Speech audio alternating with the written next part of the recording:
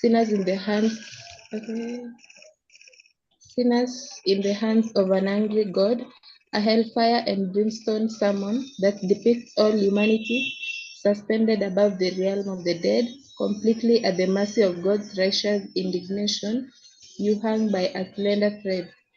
Edward spoke to his congregants with the flames of divine wrath flashing about it, and ready every moment to sing it and burn it asunder. The infamy Yes. of that. No, don't just read like you are plowing a shamba without maize. I think this is how I want this understood. We are trying to digest something.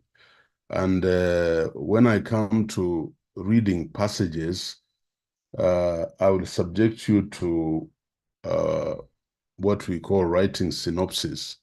So you really have to have measured reading and understanding. If I made a list of all the theologians I have seen caricaturized, unjustifiably dismissed, or just plain misunderstood, John Edwards would be near the top. He is perhaps best known for Sinners in the Hands of an Angry God. That is an article. That is a sermon he wrote.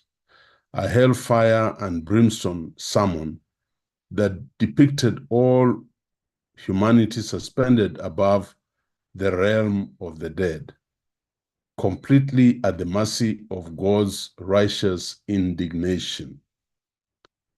You hung by a slender thread. Edward spoke to his congregants with the flames of divine wrath flashing about it and ready every moment. Please put off your mics. And ready every moment to singe it and burn it asunder. So when you are doing a synopsis for me, I will want you to distill and synthesize this paragraph. What is the import of this paragraph? Carry on, our reader, please. The infamy of that single sermon can cause many of us to consider Edwards, as John Piper puts it, a gloomy, sullen, morose, perhaps pathological misanthrope who fell into grotesque religious speech, the way some people fall into obscenity. But Edward's life is filled with wisdom we can apply to our own times and trials, and he has a lot to teach us about living out our values. Yes. So ningependa mmoja wetu achanue na tuambie hasa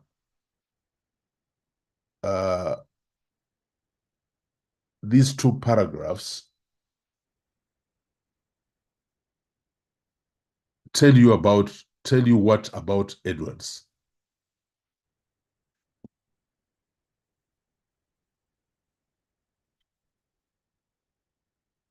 In your own words, what meaning does it the two crossers tell you about Edwards?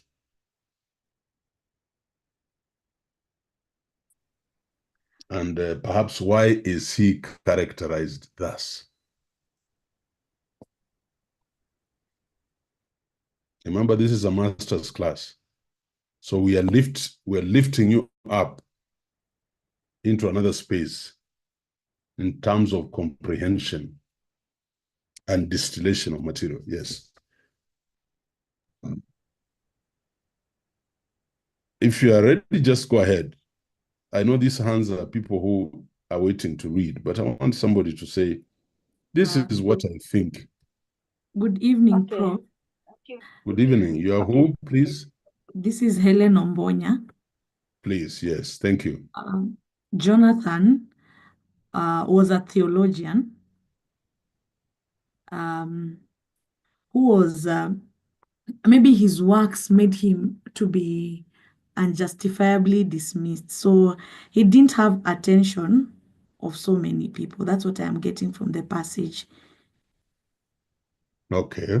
And by the way, this is a graduate class, so there's no wrong or right answer. All you'll have to do is justify why you think that way. There's no, yeah, so go ahead. Next. Good evening. Yes. Your name? Yes, I'm Catherine. Thank Marete? you, Prof. Yes, Marete. Mm. Thank you. From the two paragraphs, I see, okay, Jonathan looks very pessimistic on humanity, condemning the humanity for their own wrongdoing, and is out to expose humanity on taking their own responsibility of their actions and whatever they have done. And he pictures God as somebody who is out to punish the wicked. Mm-hmm. Okay. All these answers are taking us there. Next. Good evening, everyone. This is Amos from Nairobi. I think Edwards is portrayed here as a person who says the truth as it is, and from the text there, it seems the congregants didn't like him for that. Meaning, if he were to say what they wanted to hear, it would be very popular with them. But then he was saying the truth that they really didn't like. So in the end, he became unpopular and not really accepted in the congregation. That's why it said, you hang by a slender thread. Then Edward spoke to his congregants with the flames of divine wrath flashing about it. So I believe this one now portrays him as someone who says the truth as it is without mincing his words. Thank you. Yeah, very good. I think we are getting into the well. That's a very good attempt. Only that you did not wrap it up. If you look at the last paragraph, it begins to tell us something different. Anybody, one more person, then we continue. Yes? Good evening. Good evening, class. Thank you for this opportunity. I can see Jonathan Edwards as a person. Your name, please. My name is Sikolia Roy. Okay, go ahead. Thank you. I can see Jonathan Edwards as a person who has had quite rich life experience, and he was trying to teach people to live a righteous life, to embrace Christian values, to live a life that pleases God. But he warns people. He says that we only hang at the mercy of God. We are between life and hell, and we hang by a tiny thread. So he tries to teach the truth to people so that they can turn their attention to God and live a life full of responsibility and being righteous in the eyes of God. That's what I think. Thank you very much. Wow, I like that. I like the insightfulness that is coming through, and this is what we need to cultivate in you as master students or PhD students from Daystar. You must think at another level. But can somebody wrap up for me the last paragraph, the second paragraph? What is oozing out of that narrative? Yes, Professor, to add on that, I would like to say that Jonathan here in the second paragraph is described as a wise man who says nothing but the truth, and as a theologian who advocates, who preaches the act of enjoining good and forbidding it. And his main his main actions are towards forbidding evil and warning people from not doing and Yeah.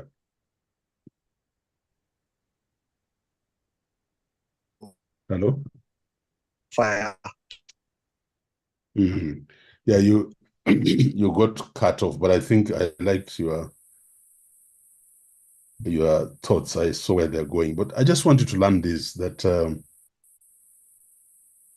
the infamy of that single sermon, sinners in the hands of an angry God, of course, can cause many of us to consider Edwards, as John Piper puts it, a gloomy, sullen, morose, perhaps pathological misanthrope who fell into grotesque religious speech, the way some people fall into obscenity.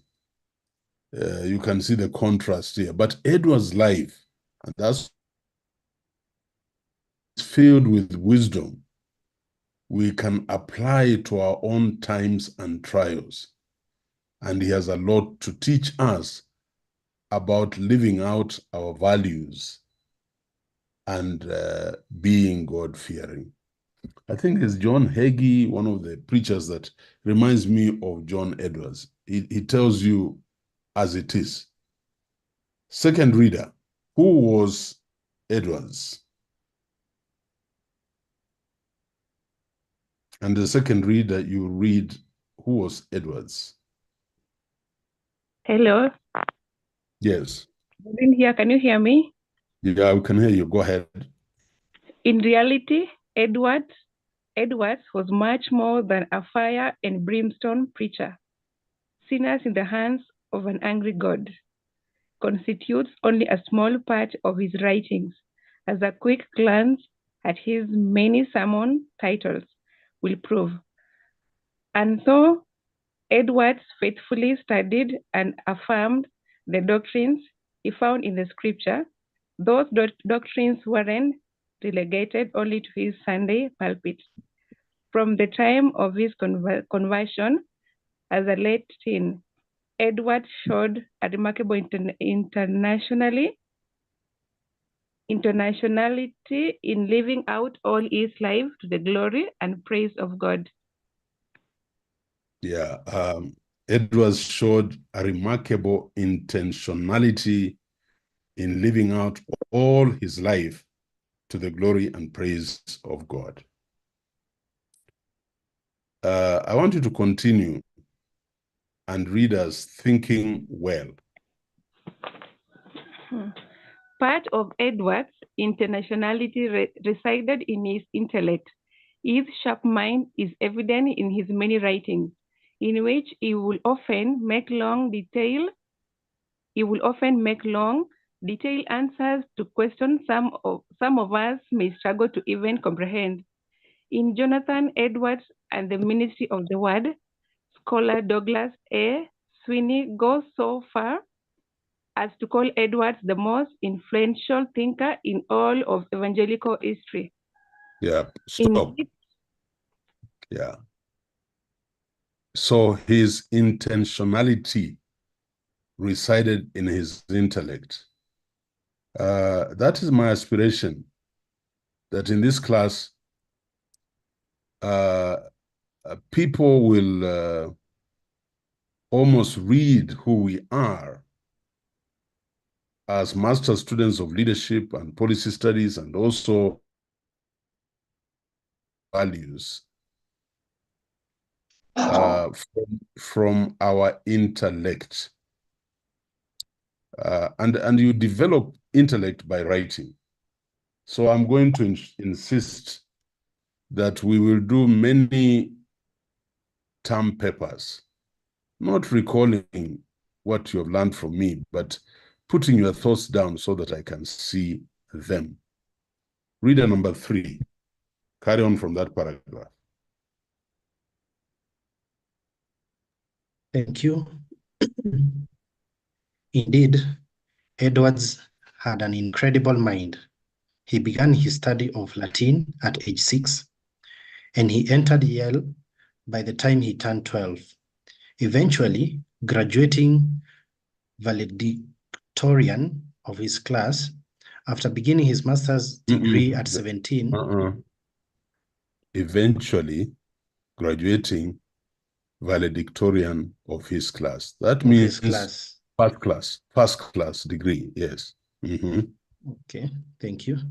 After beginning his master's degree at 17, he made his mark writing on a plethora of philosophical and theological topics.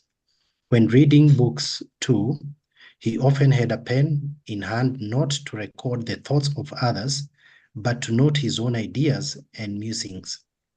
Thus, he was constantly experiencing and analyzing other thinkers, using their perspectives to catalyze and refine his own. His commitment to learning and deep thought is something we can emulate in our own lives by reading from notable thinkers and working to understand their thoughts or their ideas. Yeah, thank you. Very good reading. But I would like some interpretation. You see the Edwards we started with, that slothful up here, where we were told he was this kind of person who kept on talking of fires awaiting us if we didn't go God's ways. But now we begin to see somebody thinking well. What strikes you in this last paragraph under thinking well?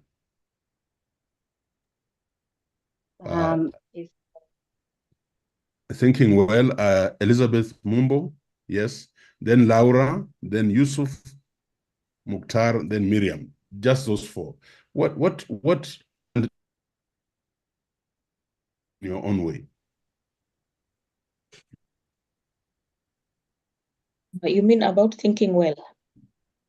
Yeah, just from Indeed.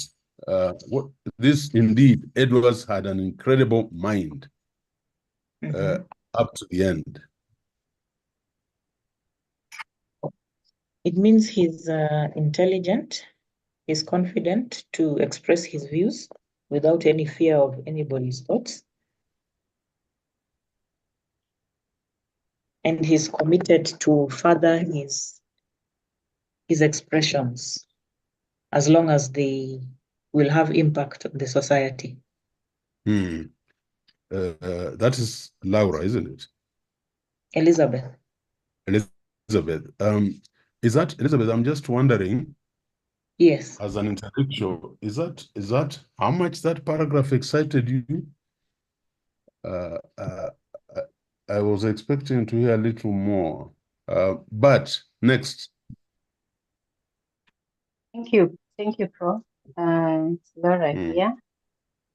Edwards had, I think he was a critical thinker from quite a young age.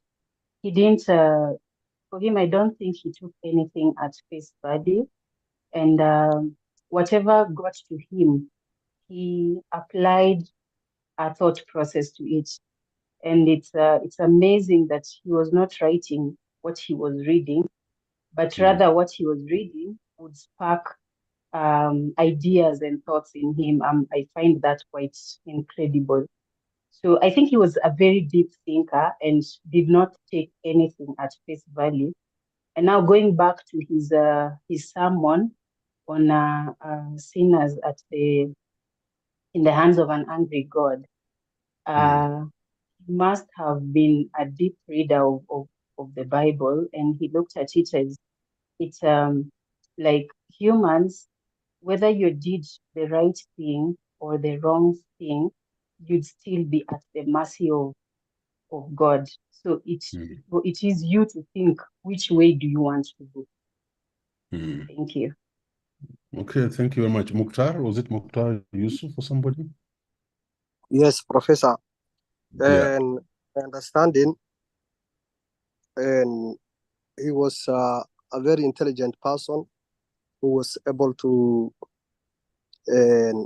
understand the religion very well.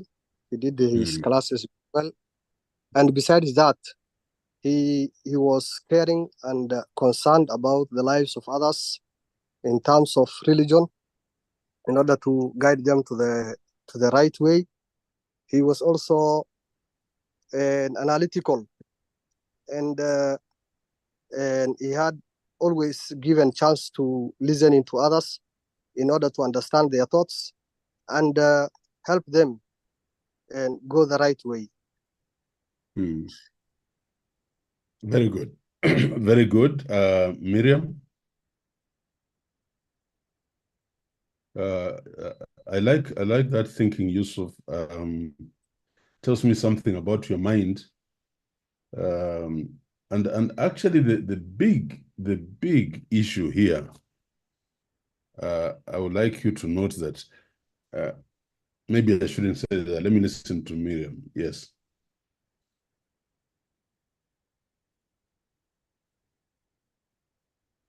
Or who was next? I wasn't next. I don't know whether I would add something. Just go ahead. Go ahead, please, in the interest of time. Yeah. Amos, I'm looking at Edwards as someone who is an independent thinker, who values other people's idea, but it doesn't take them as they are. He adds them to his to make maybe some incredible decisions and also to learn. So the fact that he's an independent thinker makes him also be able to appreciate other people's thoughts, and so also combine them together with his to make him to increase his learning experiences. So in the end, I think he achieved a lot. At the age of 17, he was already registered for a master's degree. Yeah, I think that's what I could add. Yeah, I'm glad you picked that up. I thought we would all be mesmerized at a toddler at age 6 learning Latin. Have you tried to learn Latin? It's one of the most difficult languages. And then at 12, he was at Yale. Yale is one of the best universities in the world. And then at 17, here at 17, our students are in Form 3. He was already doing his master's degree. But you should note that, and that's why we are reading this, apart from the spiritual aspect, the important thing that he was constantly experiencing and analyzing other thinkers, using their perspectives to catalyze and refine his own. Ladies and gentlemen, I don't want you to be regurgitators. I want you to read the works of Ayiro or the works of Cresswell, the works of Badak and Patashnik. But after reading, it should be able to pick those perspectives to catalyze and refine your own. And I also expect your commitment to learning and deep thought to be your standard. And just continue reading from notable thinkers. You become as good as the books you read. That's what I've learned in life. Mastery of language and all that. So I would really urge you to emulate Jonathan Edwards. The next reader, Living Well.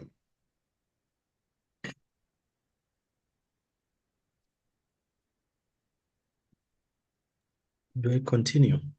Yeah, go ahead. Thank you. What I appreciate most about Edwards is his refusal to divorce mental exercise from his life. His thoughts moved faithfully into both his actions and heart. In Edwards' mind, enlightenment constituted a transformation of mind and heart. As he wrote in his sermon, a divine and supernatural light, the spiritual enlightened man does not merely rationally believe that God is glorious, but he has a sense of the gloriousness of God in his heart. In other words, thinkers should not relegate their thoughts just to the head. One's thoughts and ideas must work themselves out in a person's heart and life. Yeah, pause there. What a passage. Yeah. In Edward's mind, enlightenment constituted a transformation of mind and heart. That's why my philosophy at Daystar, when I came to Daystar, my target was the heart of the community, the heart of the students. So I as your vice chancellor, I try to have men and women of soft hearts. I don't know how many of you are. No, you are not there. We won the moot court competition for East Africa, and I was asked to give us remarks. And of course, I didn't go around talking how important moot courts are. I went to the hearts and I said that these two finalists, there were 4 finalists or 2 schools. The students, if you listen to the articulations of students from our law school and even from the other university, you are amazed at their understanding, their depth of articulation, their reference to legal articles and documents. And I told them, these students have decided to not to dance on the periphery, but the secret sits in the center. So you decide to get into the heat, into the passion, into the creativity that exists in the center and not on the periphery. You have seen traditional dancers. The people who dance on the periphery, on the outside there, they do the worst type of dancing because nobody is looking at them. But the people who dare to go into the center dance wholeheartedly. Just that small summary. And we had 3 Court of Appeal judges. They were, astounded because I wasn't talking the ordinary. So I am saying at Daystar, I hope to have people with soft hearts, strong minds, and very busy hands and feet. And how do you do that? You emulate people like Edwards.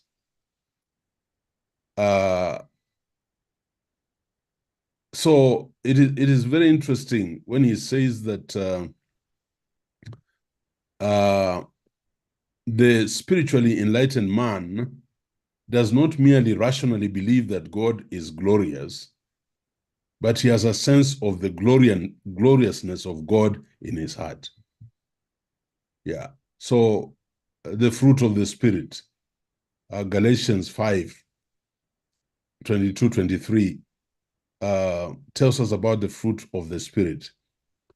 And that's what it is all about. In other words, thinkers should not relegate their thoughts just to the head, the hardware of the brain.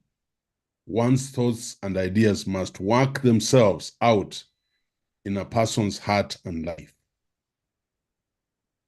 So you have not come to Daystar to pick a master's degree because you are reading and memorizing. No, but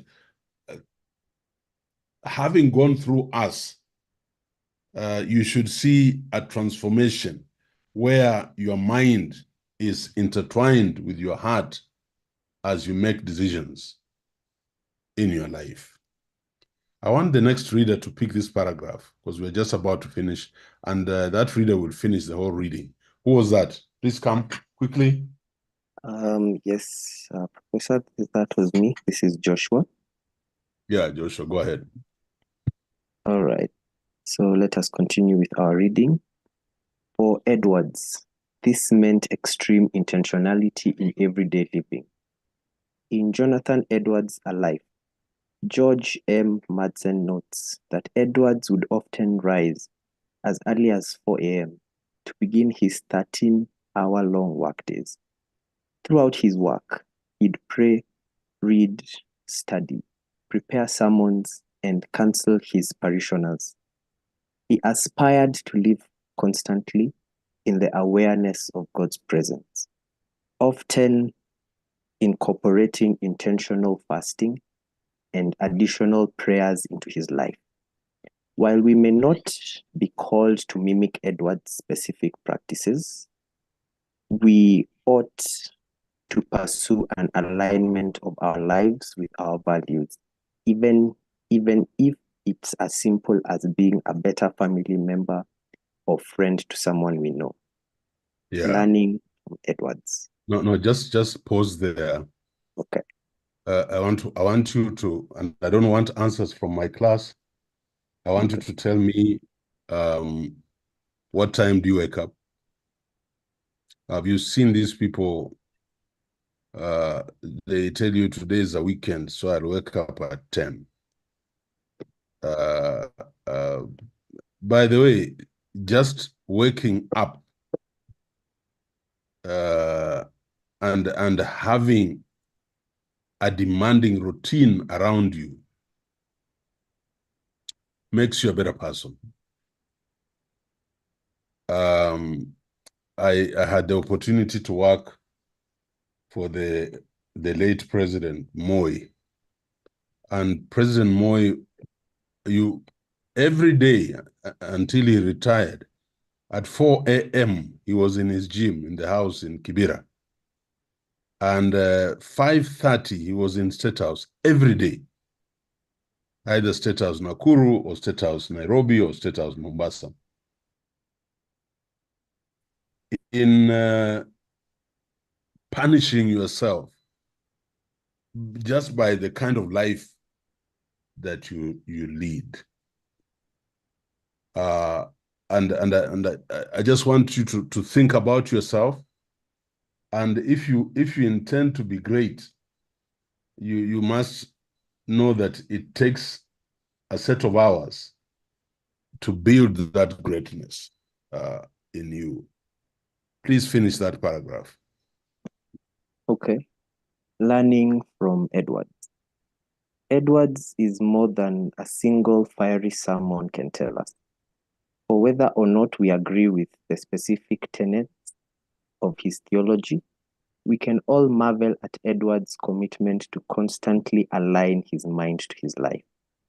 He was much more than a preacher who plotted out a neat theological ground on Sundays and ignored it the rest of the week. Rather, he was a committed student, philosopher, theologian, and Christian who admirably drew out his intellect into every aspect of his moral and emotional life. Edward's life is a powerful call for us to examine our own lives. Are we working to refine our thinking and ideas, or are we stagnant in our learning?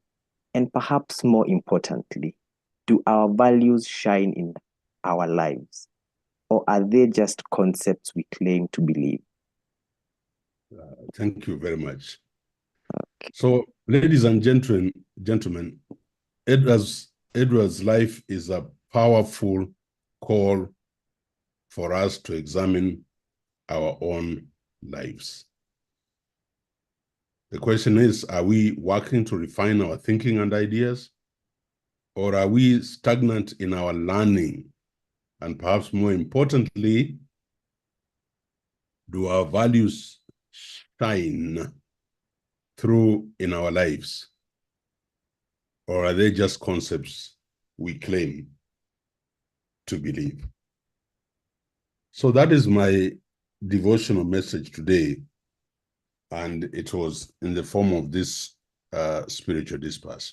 Heavenly Father, we come before you this evening. just thanking you for allowing us to encounter John Edwards centuries after he left this earth. But his life exemplifies what we desire to be. My prayer is that we will examine our lives and we will work to refine our thinking and ideas in this program.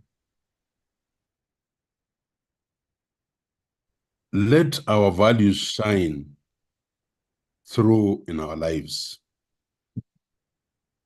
And Lord, let us always know that it cannot be done without you. For I pray this through Jesus Christ, our Lord and Savior. Amen. Amen.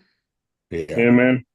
Yeah. Amen. So I would like you to reflect on it. Now, what I'm going to do is, this is material that is coming to you, this whole article. And this article is 3 pages, but I want you to summarize and take note of the assignment to summarize these 3 pages into 1 page. But more importantly, using your own words. So we are going to be like Edwards. We are going to look at this and we're going to use our own words. We can use the subtitles, but we'll use our own words. Thank you very much. So, Carol, remember the assignment, post the work to them. I would like to today's class, where we are starting a very important aspect of our course on policy studies. And this is a course where I'll be teaching one, like now I'm teaching today, this Saturday. Next Saturday, you'll be engaged in assignments for the class. Because it is problem-based learning. And then we'll come back the other Saturday and we'll hear your views and summarize matters around policy studies. I'm doing that because what I teach in this course is overlaps heavily with what goes on in your research class. So, Carol, can you show us the 3 books, if you can, please, that they can get from the library? A reference you can borrow from the library online. Okay. I'll start. Let me see if I can see how I will be able to project each of them. I should have put on one slide, but I'll just go one. So that's one of the book. So please take note. Weimar and Viney, Policy Analysis, Concepts and Practice.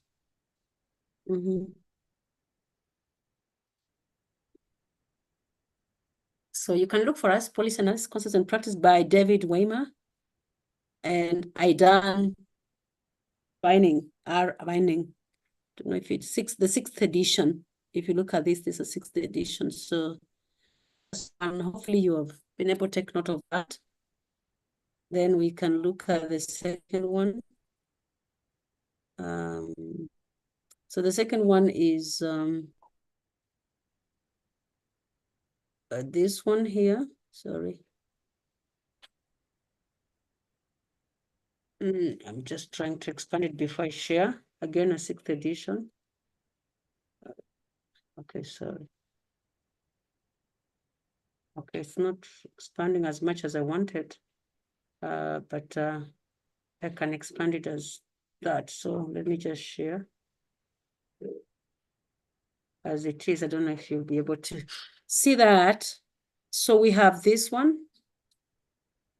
Eugene Badach and Eric Partnership, a practical guide for policy analysis, the Eightfold Path to More Effective Problem Solving. It's also a 6th edition. I don't know if you know how to use our library, but you can also check on our library online. If you went through the training, there could be possibilities of this book. It is online. Okay. And even this one, if the students just Google, yeah, they can get early editions. Yeah. For free. Oh, Yeah. for free. Yeah. You can actually download it because these are now early editions. Okay. Yeah. So check out if you can also get it for free. Just say free download. You Google the book and say free download and see if you can get it free download soft copy. Then you can have it. And then the last one is Policy Paradox, the Art of Political Decision Making. And it's by Deborah Stone. I don't think there is 3rd edition. But again, just Google if you can find. Yeah, so please take note. And like next weekend, Saturday, you will be reading case studies that I'll give you, the assignment I'll give you from these books, and you write it up. We are now beginning to collect the marks. So like Jonathan Edwards' article will earn you your first 5 marks. And then what I'm going to give here. And that's the way we want to learn this course. Thank you very much. Caro, you can stop sharing so that I can begin my class. There are 3 hands. I don't know if the question or they were just wrongly. Oh, okay. Just pick them up. There's Miriam and Judith. Now they have dropped. So now we are, Judith, I'm imagining you are the only one now who has a question. Do you have a question? They have all dropped. So I think it was erroneous. All right. Okay, good.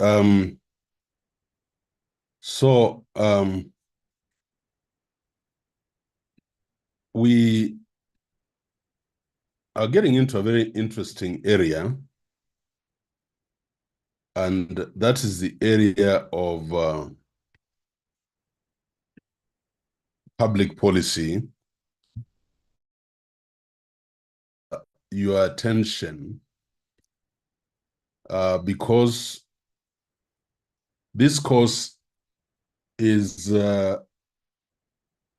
very precise, and I want you to deepen the reading yourself as we move along. So we are starting with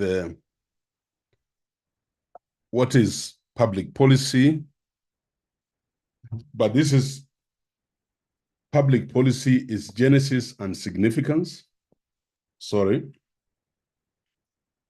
Introduction to public policy analysis, and policy analysis towards professional ethics. So we will want to know what are the beginnings of public policy? What is the significance of policy? And I want you to have a very open mind in our country. You have had the Hustler Fund.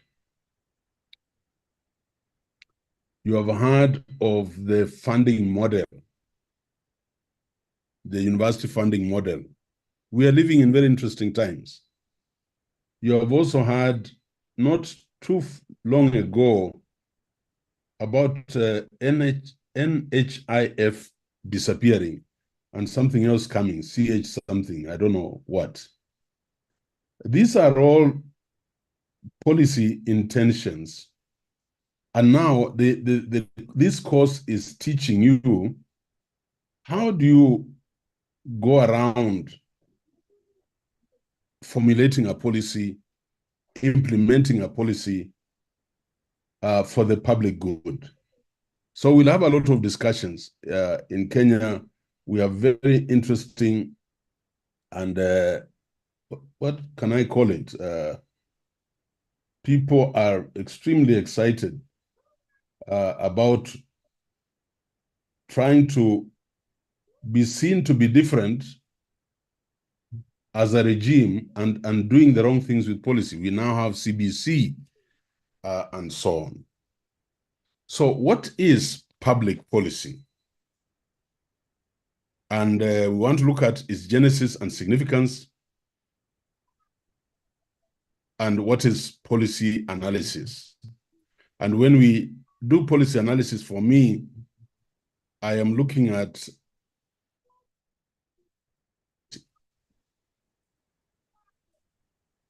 so understanding public policy definition.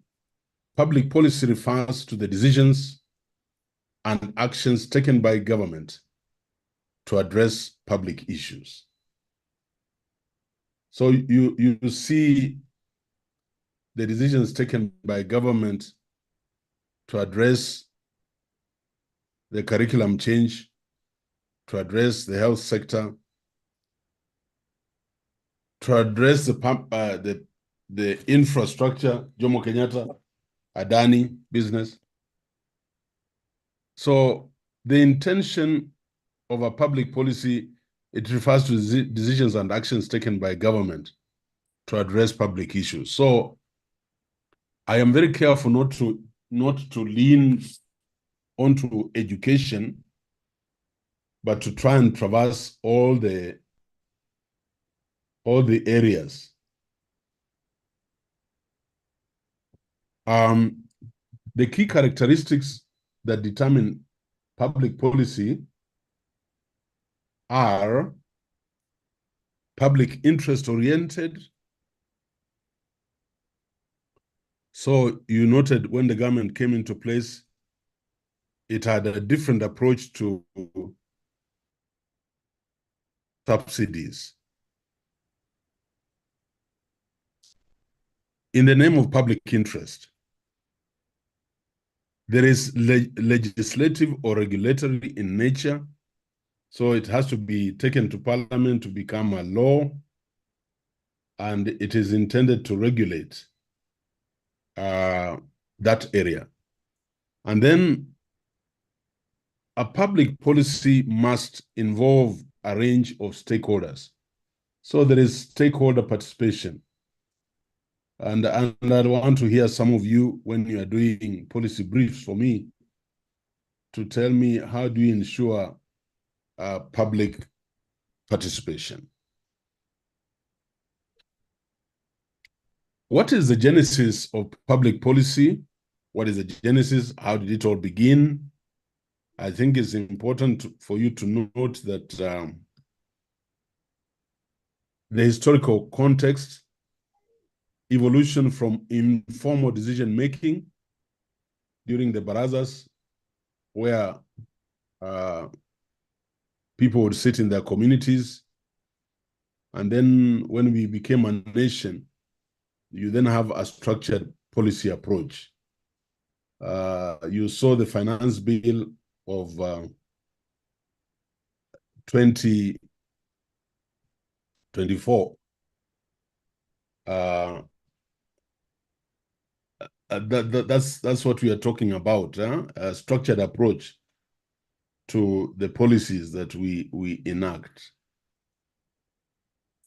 What are the influencing factors in public policy? There are social issues, health, education, transport, security. There are also economic conditions. You can want to change policies, but you have the resources. And then we have political ideologies. Every party in Kenya comes with its manifesto, and it will influence the policy direction in a country.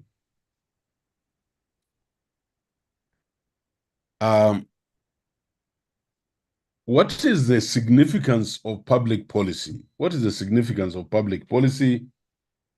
The significance of public policy is that it has an impact on society because it guides government action, shapes social and economic structures profoundly. It is also a framework hiyo sio sheria ya serikali. That is not in our policies. Even an institution like Daystar, we have policies governing the quality of teaching, the human resource, succession, fair play, sexual harassment. We have all those policies. So a framework for governance, it establishes the rules and procedures for addressing societal issues. And then public policy is supposed to promote social justice. That's why you see a lot of noise around the banding in the university funding model.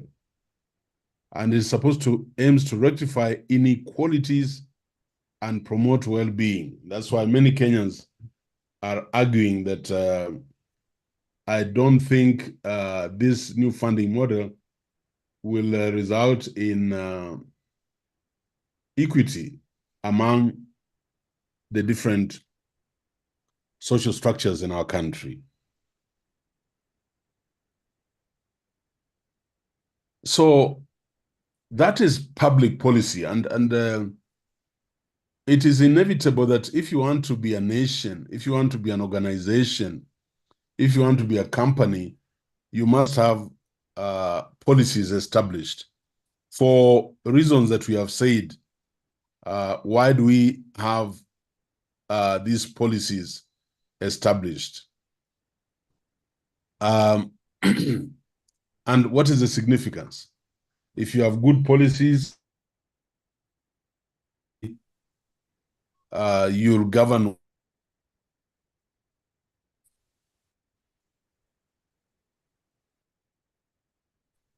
There is need for policies that how about public policy analysis? So you have a policy, but this class, we will interrogate policies and do an analysis of those policies. So what is policy analysis? It is a systematic approach to evaluating public policies and government actions, and even organizational policies, even health centers, etc. And what is the purpose? Is to assess effective policy options. I hope you know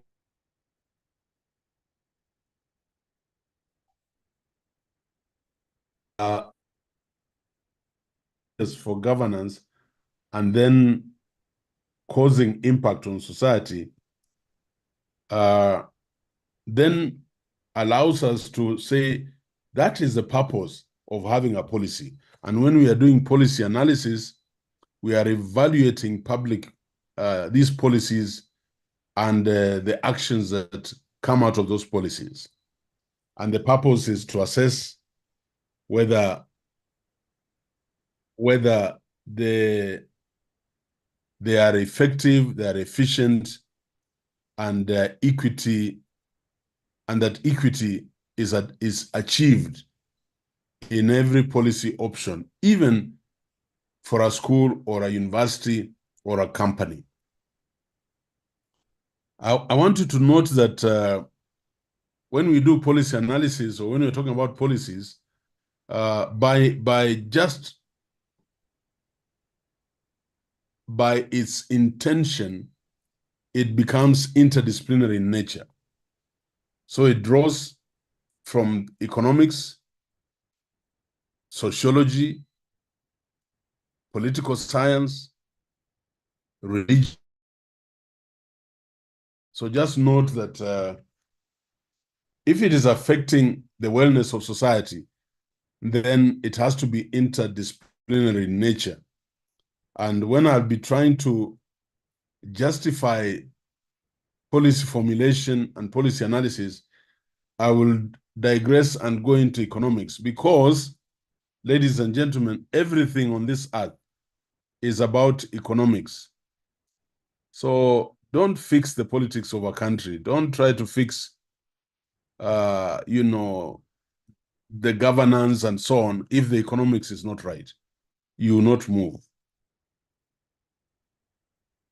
So what is policy analysis? Policy analysis is a methodological study of public policies or organizational policies, and it involves identification, evaluation, and recommendations. That is what policy analysis is all about. Now, identification and evaluation is research. You'll have to do research. That's why these two courses are so interrelated.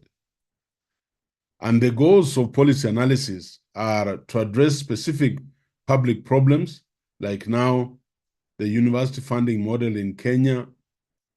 There's aspersions being cast around the Hustler Fund in Kenya. So you address specific public problems. And then you provide evidence-based recommendations if you're doing policy analysis. Evidence-based, that is research. And then you disseminate, you publicize, you inform the decision makers about that policy or about the policy analysis that you are doing. So the policy analysis process occurs in the following steps, and we'll come back to this. Don't worry about them now. Problem identification, problem definition. So that sounds like research. You must tell us what is the problem. Setting objectives. Setting objectives. You see, you have heard people say that the Hustler Fund, there's a problem. You ask them, what is the problem? There's a problem in the Hustler Fund. People are not returning the money. That is not the problem. So if you're doing research, you must do problem identification. People not returning money is a manifestation, is evidence, is an indication, but it's not the problem.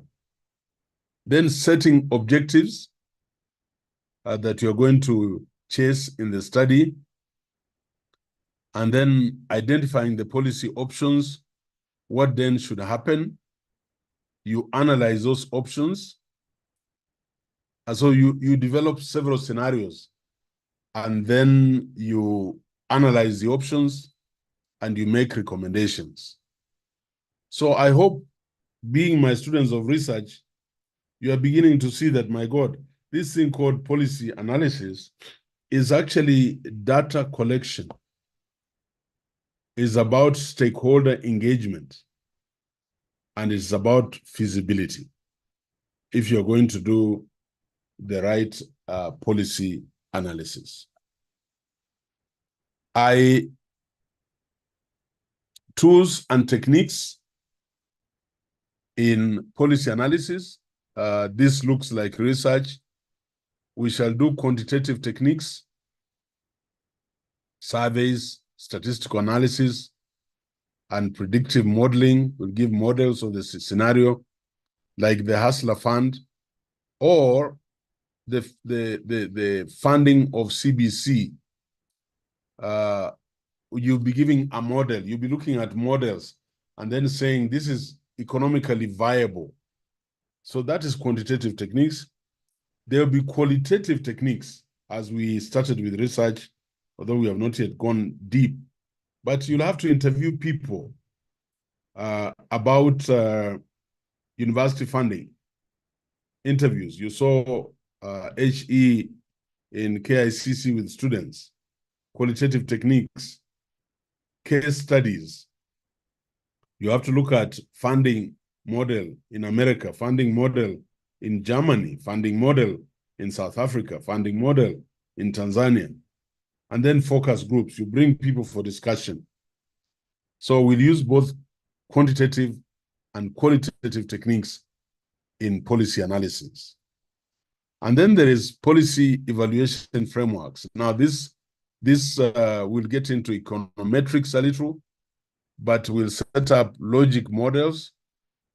We will look at the cost-benefit analysis of an initiative, and then we shall see the effectiveness of measurement. Like, for example, the banding of the funding models. You can see there's a lot of ineffectiveness in measurement. That just tells you that there was very little conceptualization and problem identification before the model was rolled out. And then towards professional ethics in policy analysis, just like ethics in research, definition of professional ethics, will have guidelines ensuring responsible conduct within the field of policy analysis. So ethics, very important. So you don't fabricate, karabati, your results. And what is the importance of ethics? It maintains integrity, promotes transparency, and enhances public trust. By the way, this thing called public trust, it is very, very critical as budding researchers. Very, very critical. Public trust, even for us as a vice chancellor, I will not succeed in DASTA if public trust goes away. And how do you win public trust? Is by ensuring responsible conduct in your governance, in your policies, social justice, and so on. Ethical challenges in public policy analysis. The first one is conflicts of interest. Yeah, conflicts of interest. So today, the people from, I don't know where Mbadi comes from, the new CS for Treasury. I heard these people saying now, it comes from where? From Homa Bay. From Homa Bay. I heard people saying, now we have the Treasury. Development is going to come to our area. So he has got to fight that conflict of interest. That becomes a key issue. Lack of transparency, the corruption we are talking about, those become ethical challenges in public policy analysis. There's misuse of data and selective reporting. Even with our census, when you hear census figures, people trying to influence them so that they can get more of state resources. And then accountability in recommendations. That is another area where we will need to work very hard as a country in terms of accountability. So what are the strategies for ethical compliance? How do we ensure that in our public policy analysis, in our implementation of the policies, there's ethical compliance? Is creating ethical guidelines. So the what do we call it? Right now the aspect of ethics and anti-corruption. It should reinforce the ethical guidelines that we are looking at. Fostering an open culture.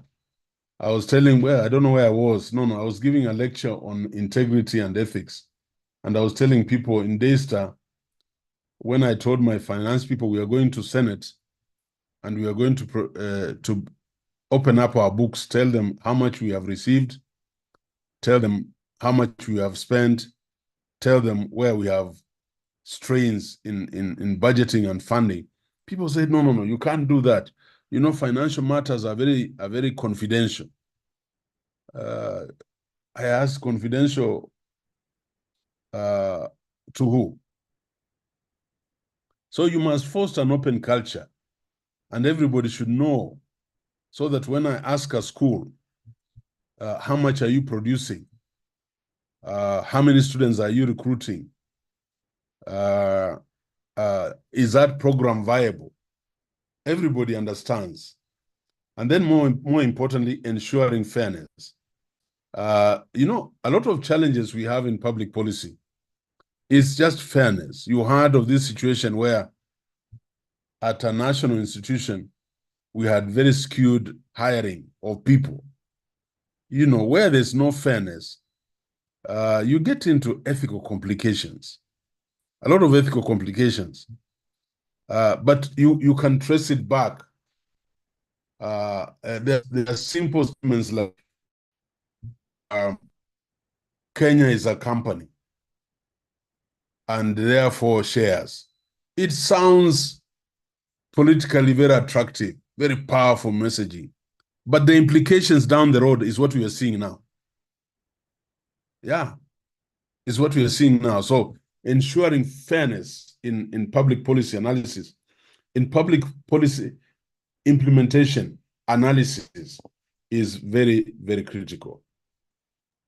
So in conclusion, in this first part of my presentation, I want us to recap the importance of understanding public policy, its analysis, and the ethical considerations involved, and future implications. Emphasize the need for ethical conduct in guiding policy decisions that affect society. By the way, the secret, people keep on telling us, we were at the same level with Malaysia, we were at the same level with South Korea at independence, but we are not where they are. We are actually pretending to ask ourselves questions when we know this is all around policy formulation, policy implementation, policy evaluation, and professional ethics in the policy landscape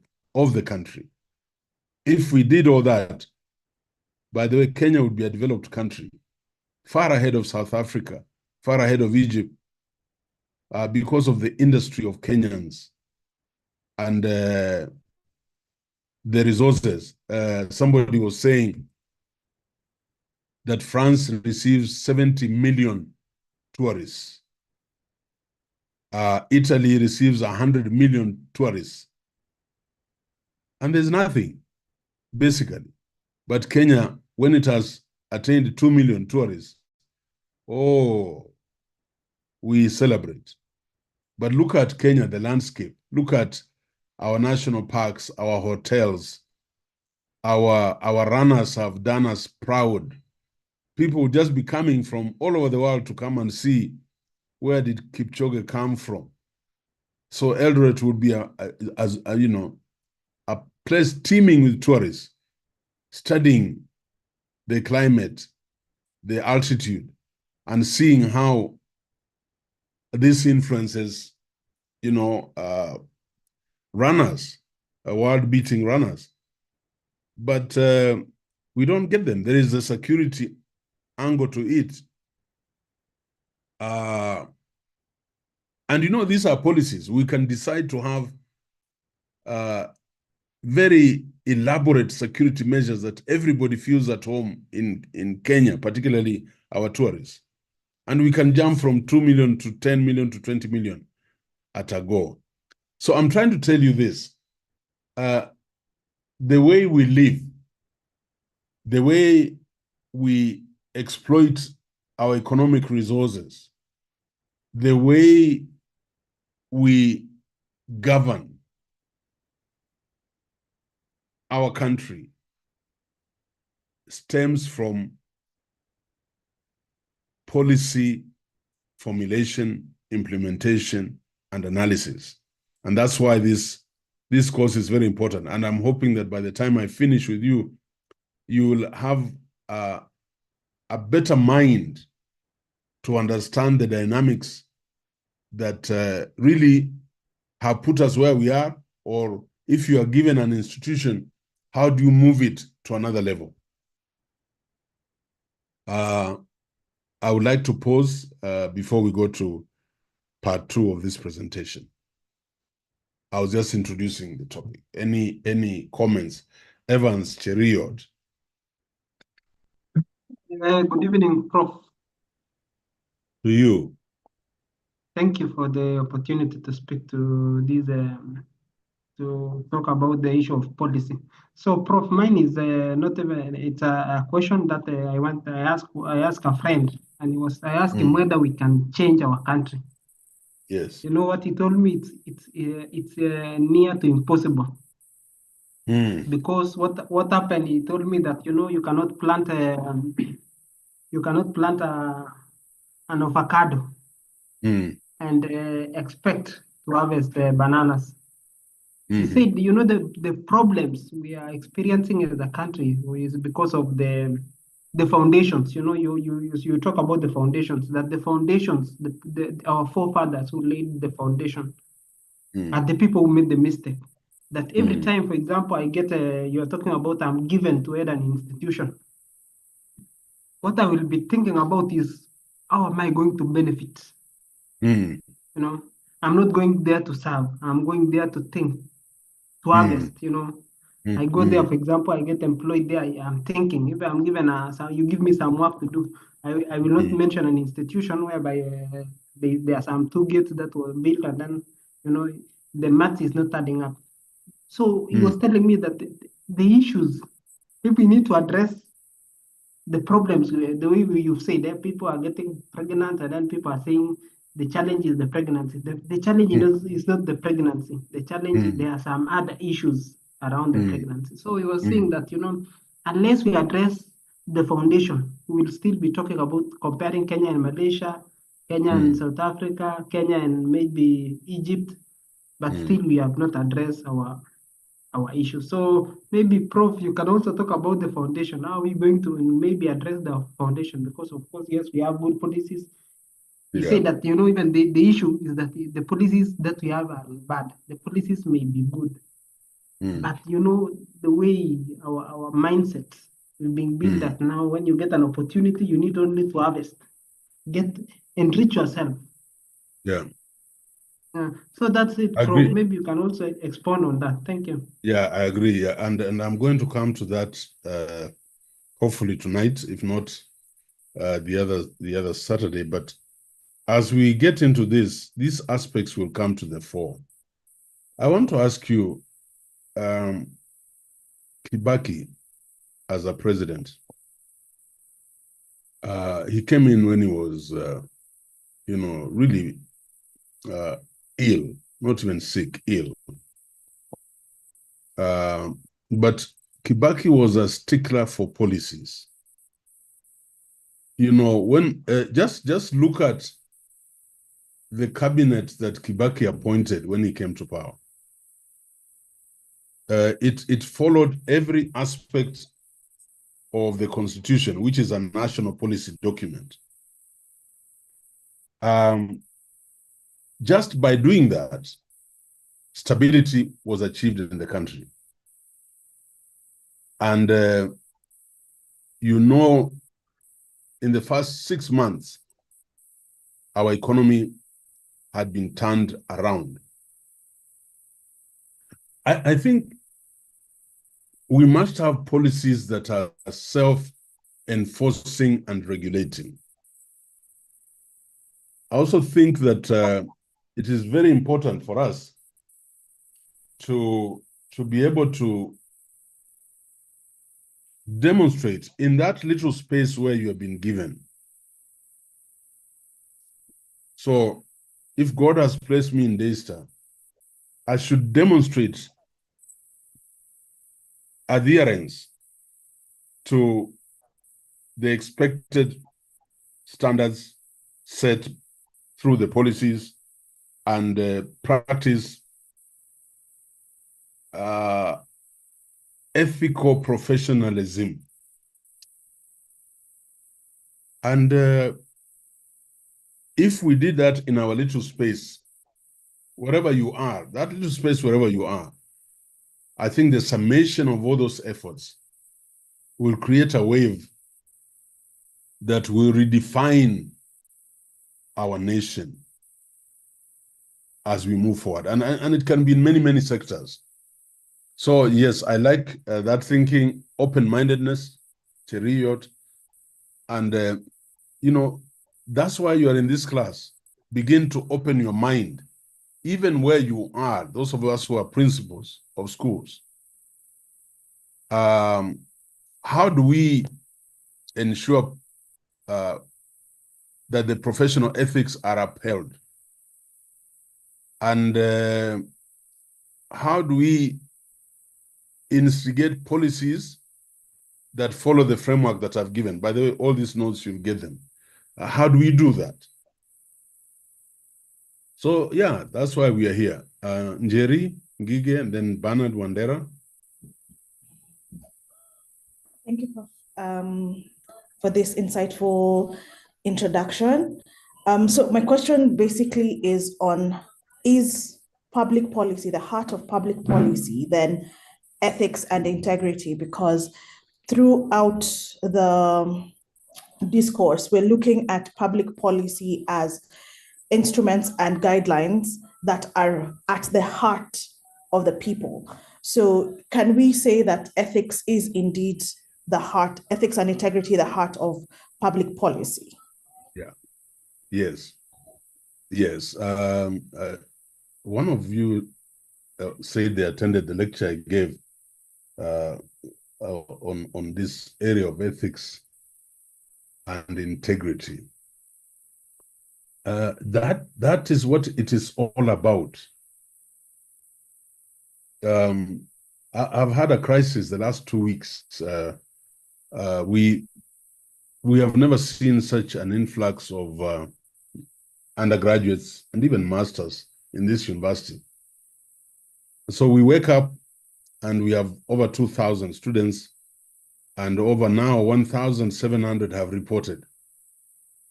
And we fall into a crisis of accommodation. Now, ethically, I have that responsibility because at Lukenya here, we don't have very enterprising community that is building hostels like at Jomo Kenyatta in Ruiru, where you have all those gorofas, private effort at providing accommodation. So the other day I held an emergency meeting and I said, we can't just wait. Ethically, these are our students. Parents have brought these students.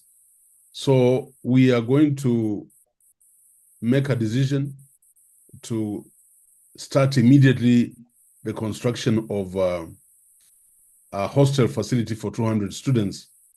In the meantime, as we wait for the 1,000 units that we are targeting, what is driving? Just that ethics that you are leading an institution and parents have entrusted you with these young men and women, call them kids, coming in for diploma and undergraduate programs. And there's an accommodation problem. So we are hoping that we can do this construction, decent but simple structures that will give us 200 beds. And then in January, we will have started the bigger construction of hostels. So this is what it is all about. But if you're just seeing money coming in and you're not worried about the quality of service, the safety of the students, the caring element, nothing will happen. So I agree with you, yes. Bernard, no, Sylvia Muchuli, and then Grace Wambu, and then we'll go to Bernard. Very quickly. Thank you, Prof. That was really interesting. I just wanted to raise two critical questions. One is how you can maintain ethical policy making or formulation within a charged political context. Because this, being an employee from government, this is something that is a present challenge. Because sometimes you have best intentions to come up with a good policy, but the charged political environment impacts your thinking. And how then do you maintain that ethical, road? The second question that I wanted to ask is whether these problems of policy making and all these challenges that we experience are uniquely a Kenyan problem, or whether within the global context we can also find examples, and maybe some of the people who are here from other countries can share, so that we figure out, is this a Kenyan problem, or are there also global examples where there are certain challenges being faced in the policy making process? Thank you. Thank you. Yeah, thank you. I like the term charged political environment. So how do you neutralize that charged political environment? I wonder. How do you do it? How do you do it? I think that's the big issue. And if you look at what I had put here as key issues, let me try to move this back. The key issues that you'll come across are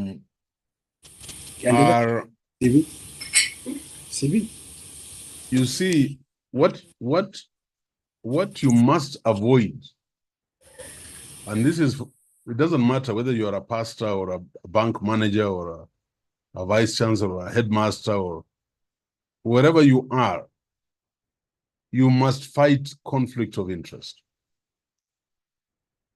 That's the first vaccine to overcome that charged political environment. When you have a conflict of interest, already you are adding fuel to that fire.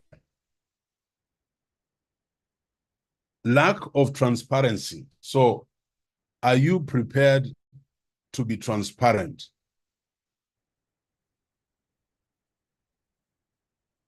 Are you open in your communication? Are you accountable? You see, these are high-level attributes that are hidden. But when you practice them, you diffuse what you're calling the charged political environment. And you are seen differently. I don't know whether you remember what happened at Meru University not so long ago, when my brother and friend Odhiambo was being hauled out of office. It is the Meru people, the Mamambogas and everybody there who said no, because they saw him as somebody who has no conflict of interest, is transparent, and is accountable. And so the decisions had to be reversed. Me, I think that is the social vaccine, these bullets towards strategies for ethical compliance. And it is not easy. It is not very easy. So I look at my institution, and even before I make major appointments at director, dean level, and so on, I look at fairness, gender. I look at ethnic. you try. You might not, sometimes for historical reasons, you walk in an institution and there are already these skewed permutations, but you try to work on them, and eventually you'll be able to push your policies and get the support of each and everybody. But that's why we are here in this course. And this is a course I hope in my discussions will open up your mind. You'll have the theories of policy formulation, policy analysis, implementation, and evaluation, and therefore be able to serve better wherever you are. Bernard Wandera, Grace Wambui. Thank you so much, Prof. First, because of the classes we are having, I highly feel the first, what we did on Thursday is more interrelated to what we are doing today. And the research will help us in identifying gaps even in the public policy. And my colleagues shared that what we are having, what we're experiencing in our country, is it also experienced in other countries? And I think our problem or our major issue is respect to the rule of law. And I just wanted to point out two things. Number one, that US has 50 states and things are working super good. But what happens, and I think today I got to learn that we have even some bigger states, that one state is almost same population as Kenya. Yeah. We are looking at that the whole of that population, and things are running better. Then things must be wrong here. We are not doing things in the right manner. The second aspect I wanted to point out is also we are having Vision 2030. And from the time Vision 2030 was drafted, if we look at what we have achieved and the way we are achieving it, you will realize there are more gaps. And if you compare with a country like Sweden, Sweden has Vision 2040, and they are aiming to produce all its energy from renewable sources. And realize they have laid very good strategies to achieve that. But because we are unable to uphold rule of law, we are unable to respect the court orders, and that is where we end it wrong. So I think if we could start with that, and my colleague shared about the foundations, if we can lay these foundations, even ethical foundations, from school level, I think maybe in future the country will change. Thank you so much, Prof. Thank you. Very good thinking. Thank you very much. I think those are not questions, rather, but contributions. And we are just starting. You're going to do for me policy briefs in certain areas of your engagement, and a lot of these points will come through. Grace, are you there? We'll have Grace, then Evans, then you'll allow me to continue, and we'll come back here. Okay, thank you, Prof, for this wonderful lesson. For me, it's just a reflection. I'm thinking, whatever we are going through in our country is because we are lacking professional ethics. So far, for us to implement policies in order to redefine our nation, we must have this professional ethics, meaning our leaders have already failed us. We are sitting at the back. Is there something that you can do before we become now policymakers? Thank you. Yeah, okay. Noted. Again, I know that will be addressed. Evans, Achola, are you there?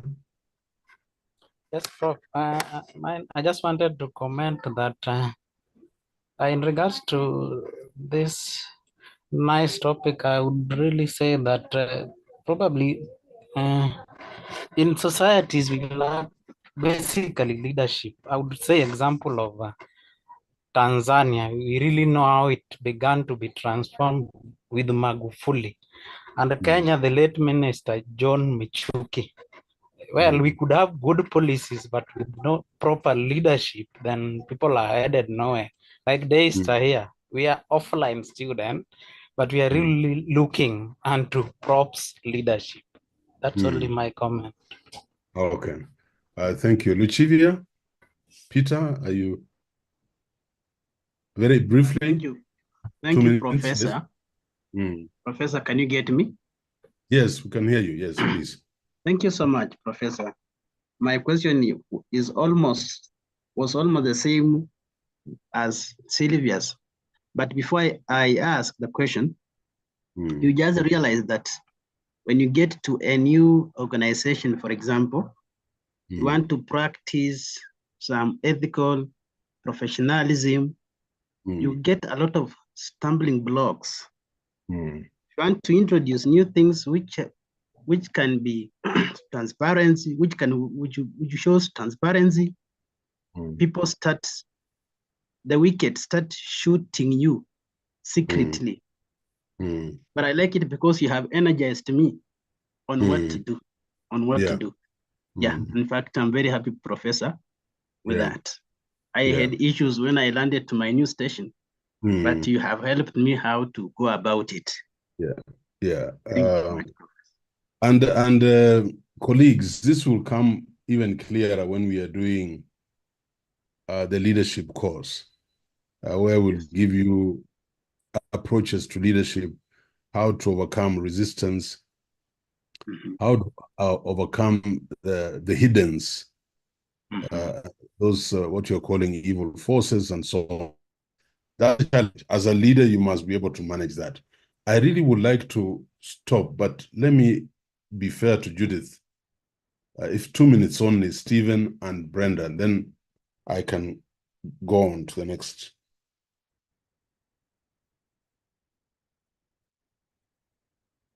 Judith Mweni? Joseph? Are you there?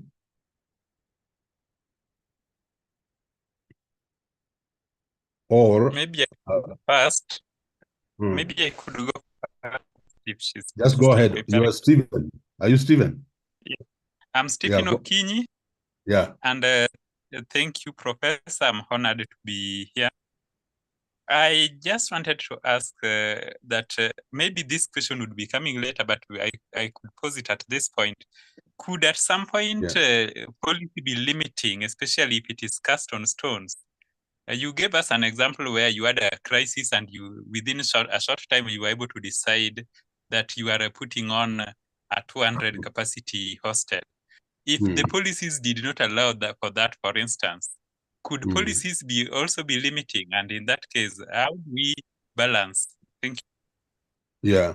Of course, there are policies. That's why on Tuesday, I've called the full council of the university to give me a minute to start the construction. But let me give you a secret in leadership.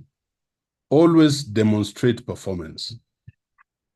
When you demonstrate performance, you win public support. Yeah. So it's very important. Like now, the council will not be asking me, where are you going to get, if it's 100 million, where are you going to raise it from? Because I'll be showing them the budget, the cash flows and where we are. And I'm saying, I would have used this money to do something else and this and that, but this relates to my students. This is a crisis. So you have to demonstrate a high level of accountability, then you will win public trust. But we will just keep bringing these questions and ask. That's the purpose of this this course on leadership and policy studies. Essentially, there are so many aspects of it, but it boils down to having Jonathan Edwards' orientation in your mind and a very clear intended purpose of where you want to go. So we are going to stop with Mweni and Obare. Are you there? Very quickly, Yes, 2 minutes. yes, thank you, Prof. My guide has refused to unmute, but I think I'm being heard now. Yeah. Yes, so actually, it's like you have almost answered, because I was looking at the policy making and the process, and the biggest challenge we have as institutions, I'm a teacher by profession, comes when it comes to the conflicts of interest. This one is a real thing happening down in the schools, and even it matters of politics. And also, we need to be effective, we need to be efficient. Everybody wants to see performance, but the conflict of interest is a real thing. And also, I would be wondering, I hope in the process we shall be able to find out, are the public policies really working in our institutions or in our any other institution in the government? Are they really working?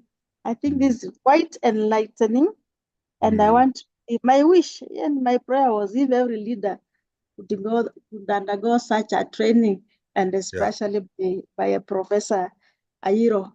I met you at Catholic University, and you have always touched. Yes.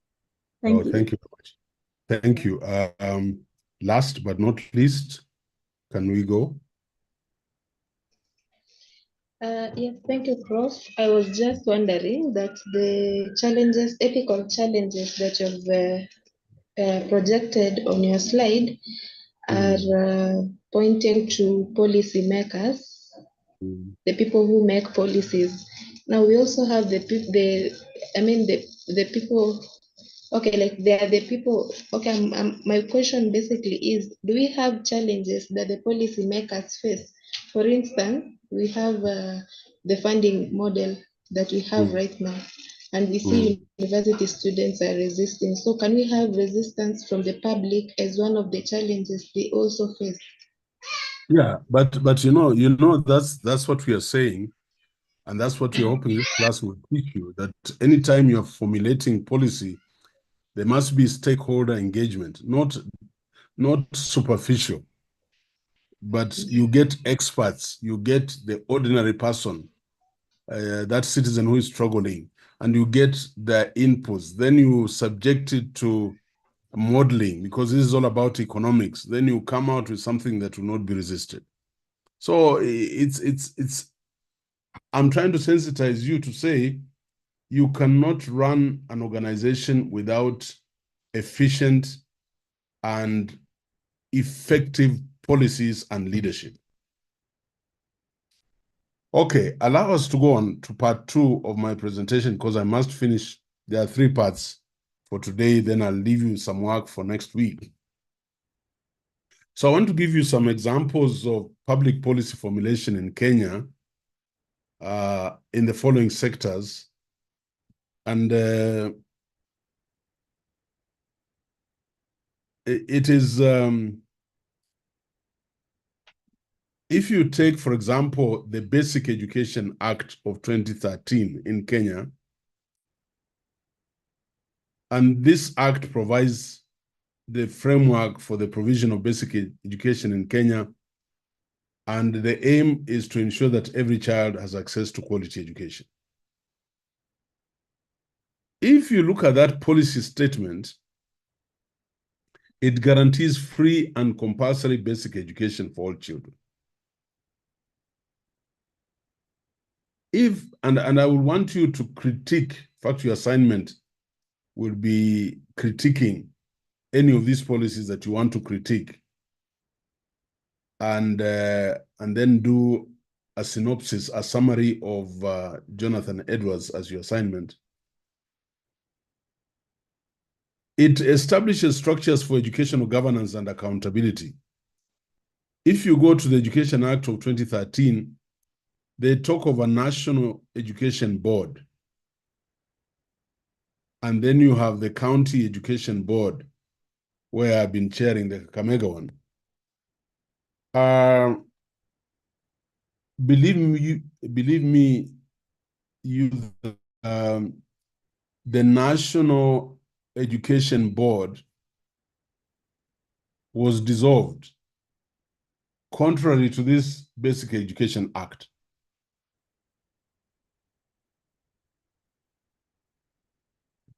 It emphasizes inclusivity and the education for marginalized groups. Inclusivity. In your critique, if you pick this act, tell me which of those key aspects are or have been implemented to the letter. So even bullet 1, guaranteeing free and compulsory basic education, is an illusion.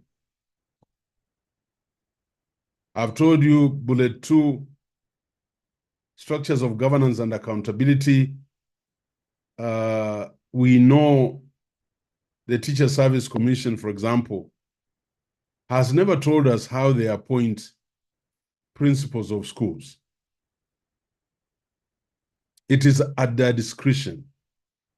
So there are no governance criteria. Because today you cannot pick a leader in the 21st century without, first of all, that leader going through, for example, psychometric tests. I'm saying when I was going through the recruitment of Vice Chancellor Daystar, it was so rigorous. And the last thing I did was to do a 1 hour, no, I think 1.5 hour online psychometric assessment for them to know my level of emotional intelligence. I have found it very interesting that you pick somebody and you bring them, for example, and I'm not being specific, I'm just using this school because I've mentored it for a long time, Kenya High School.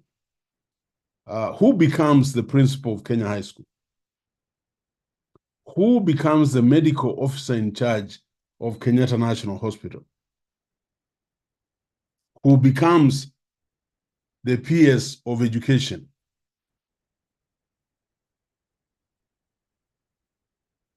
You know, if we don't adhere to the tenets of what this policy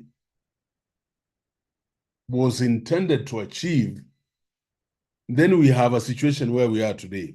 Can you imagine today? I saw the PS for education talking about the positioning of grade 9 or grade 10, whatever it is.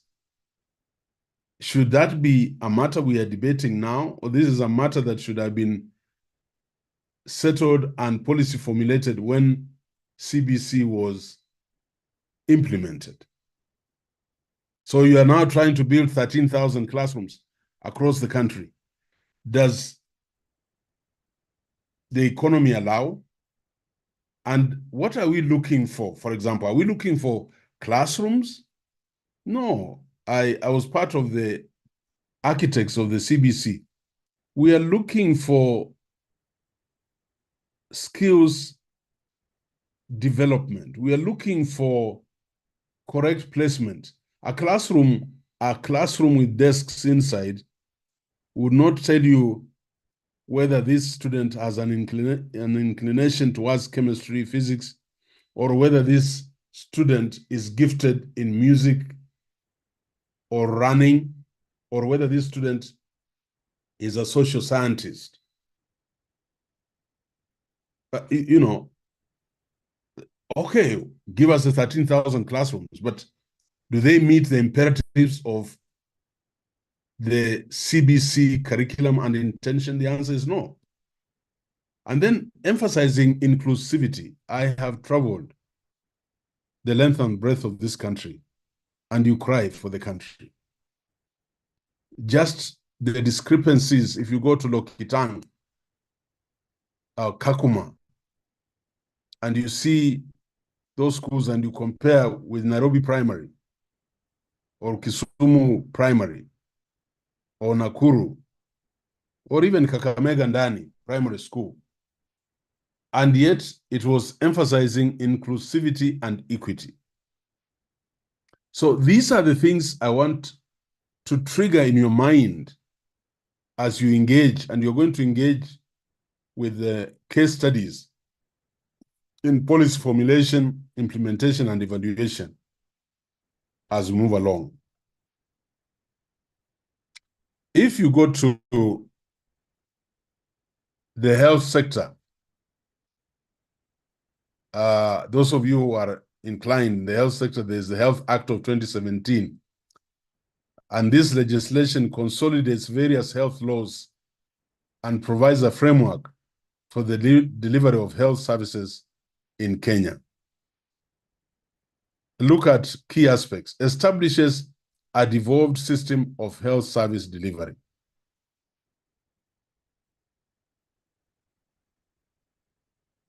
Ensures equitable access to healthcare services. Promotes the involvement of communities in health decision-making and management.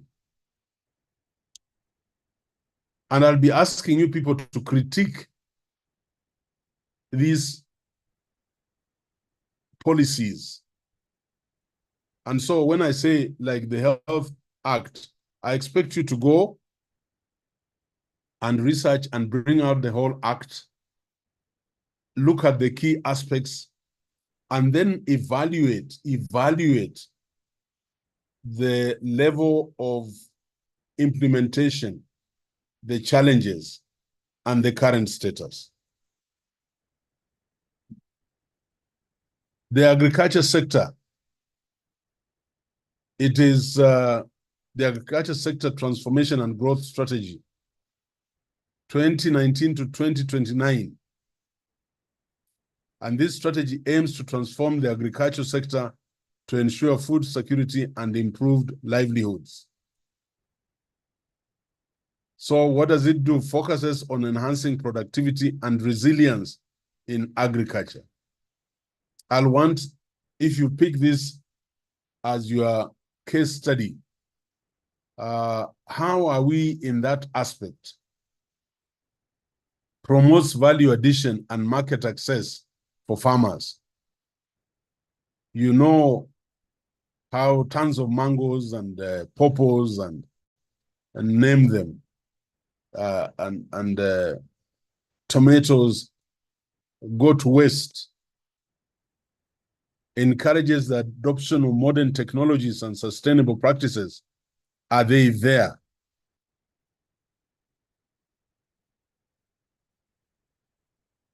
It is by interrogating these policies that you will begin to understand the whole area of policy analysis.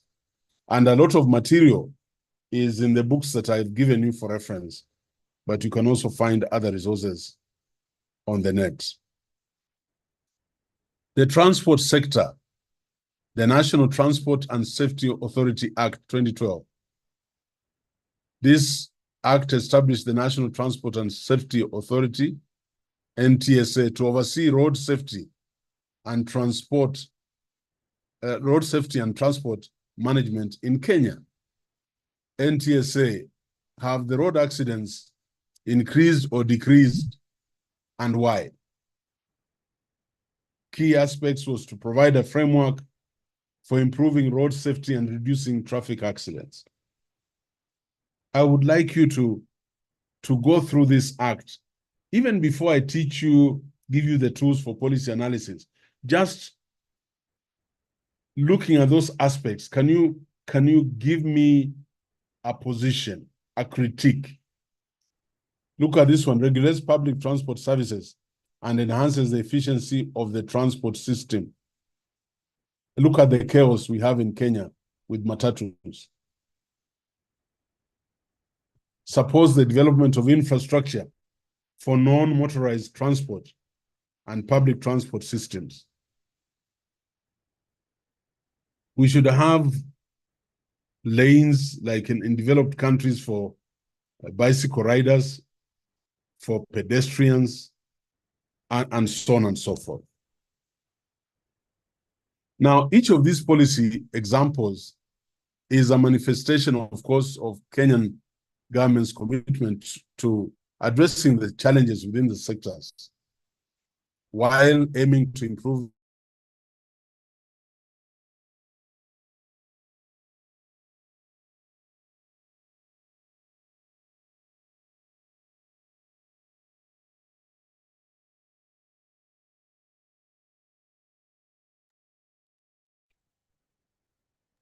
Right, did we lose Forrest, my internet? to do is to pick one of these policies and research around them and be able to give an assessment in terms of challenges and in terms of levels of implementation and success. So that is the second part. So what am I trying to do? I've given you definitions of public policy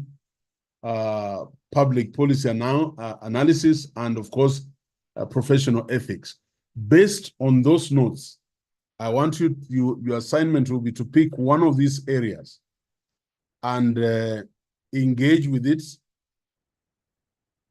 do research around it, and give us the current status, even before we go deeper into what policy analysis is all about. So I hope you're jotting down what I want you to do. Using the framework I've given, you're going to research around one of them. You choose education, health, transport, agriculture, one of those areas, and give an evaluation of level of implementation, challenges, and success of that policy. And then, there are many, okay. We have Judith Mweni, Brenda Obare, and Antonina. You have something, please go ahead.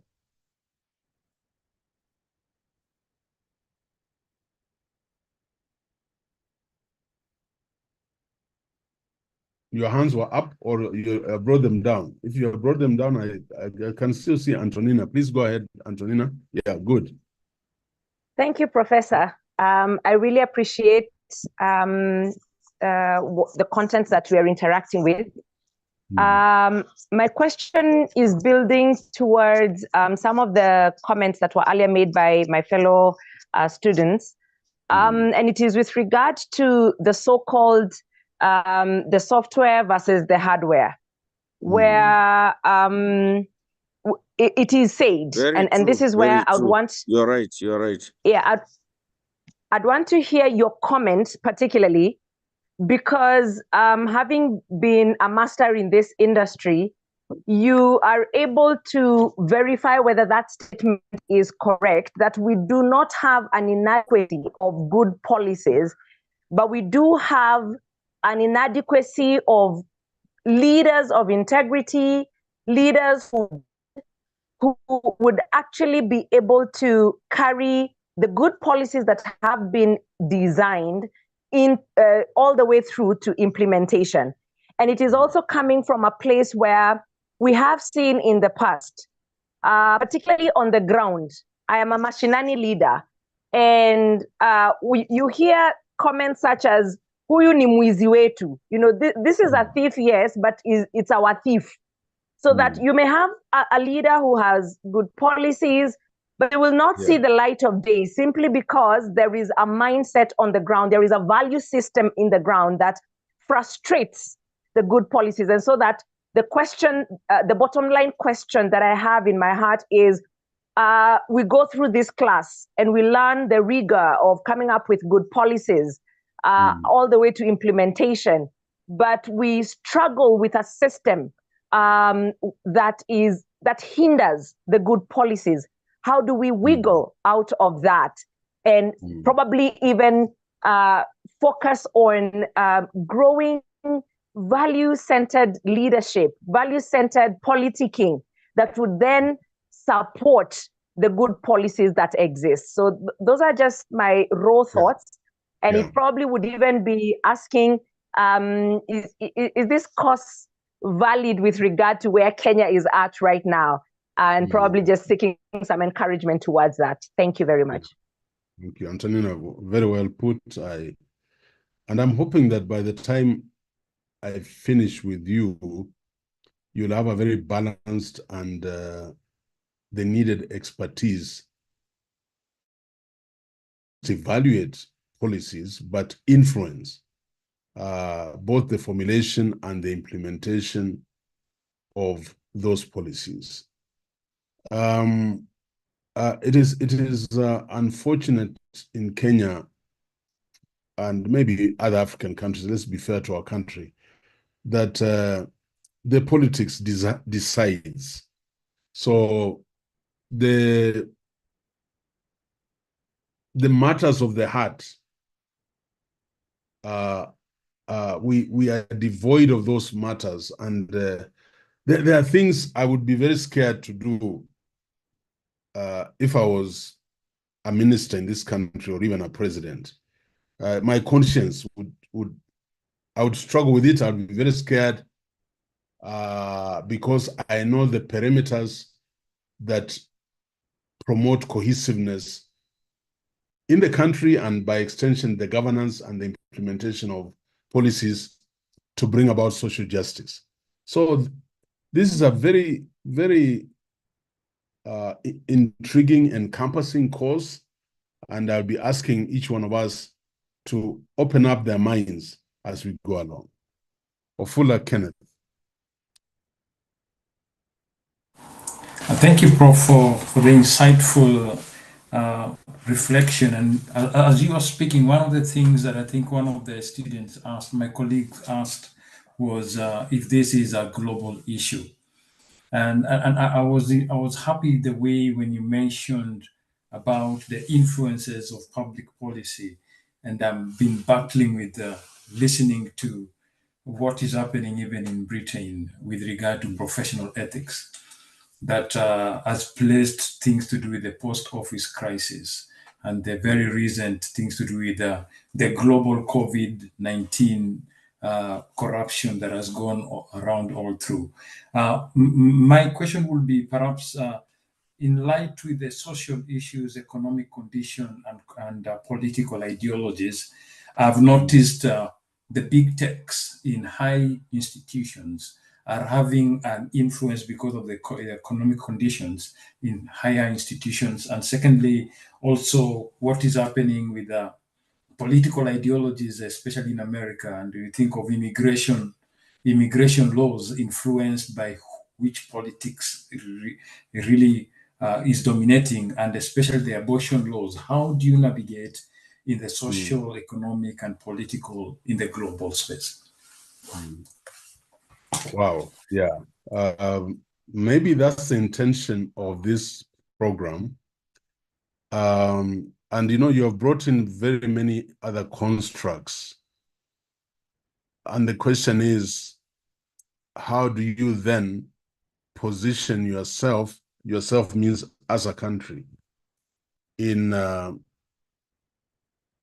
having policies that will make you do what you are saying you're going to do, but also give you the advantage in every aspect that you're dealing with. You saw the COVID scenario in Kenya and elsewhere in the world, where because we didn't relook at our health policies for a condition of that magnitude, it then allowed for massive corruption in African developing countries. And so it is incumbent upon us means as a nation, to begin to search out our leadership. And the big test is just, does this person understand the policies they are propagating in their manifestos, the political manifestos, and are they implementable? Let me give you an example. In the education sector, the other, not the current regime, the other regime came up and said, we are going to digitize learning in schools. Sounded very nice. Every child will come out of a Kenyan school and they'll be, computer literate and so on. And we engaged in a very expensive project. Again, policy formulation without adequate research and evaluation. And we threw a few tablets in schools. And I was privileged to do the pilot of the 400 schools that started. And what happened? Nothing happened. The only beneficiaries were the tenderpreneurs. No child, by the way, even in a school in town, I went to Nairobi Primary, where I went to school by default. And they had been given 25 tablets, about 25 or 30 tablets against 1,000 plus kids. So the management just locked them up. And sometimes you ask yourself, were we really interested? Was this policy viable? Would it have allowed what the politicians were telling us during the campaigns to happen? The answer is no. But that program, over 7 billion Kenya shillings went into it.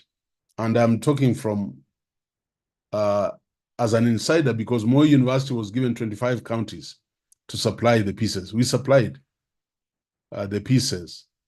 And I think presence of the tablets was about 95% across Kenya, but uptake was 5%. Uptake was 5%. So yeah, it raises many, many issues, and that's what a master's degree should be exposing you to as we go along. Nicodemus, and then Catherine Marete, and then we see, because I need to move on. There's two other aspects I need to cover. Yeah. Are you there? Thank you, Prof.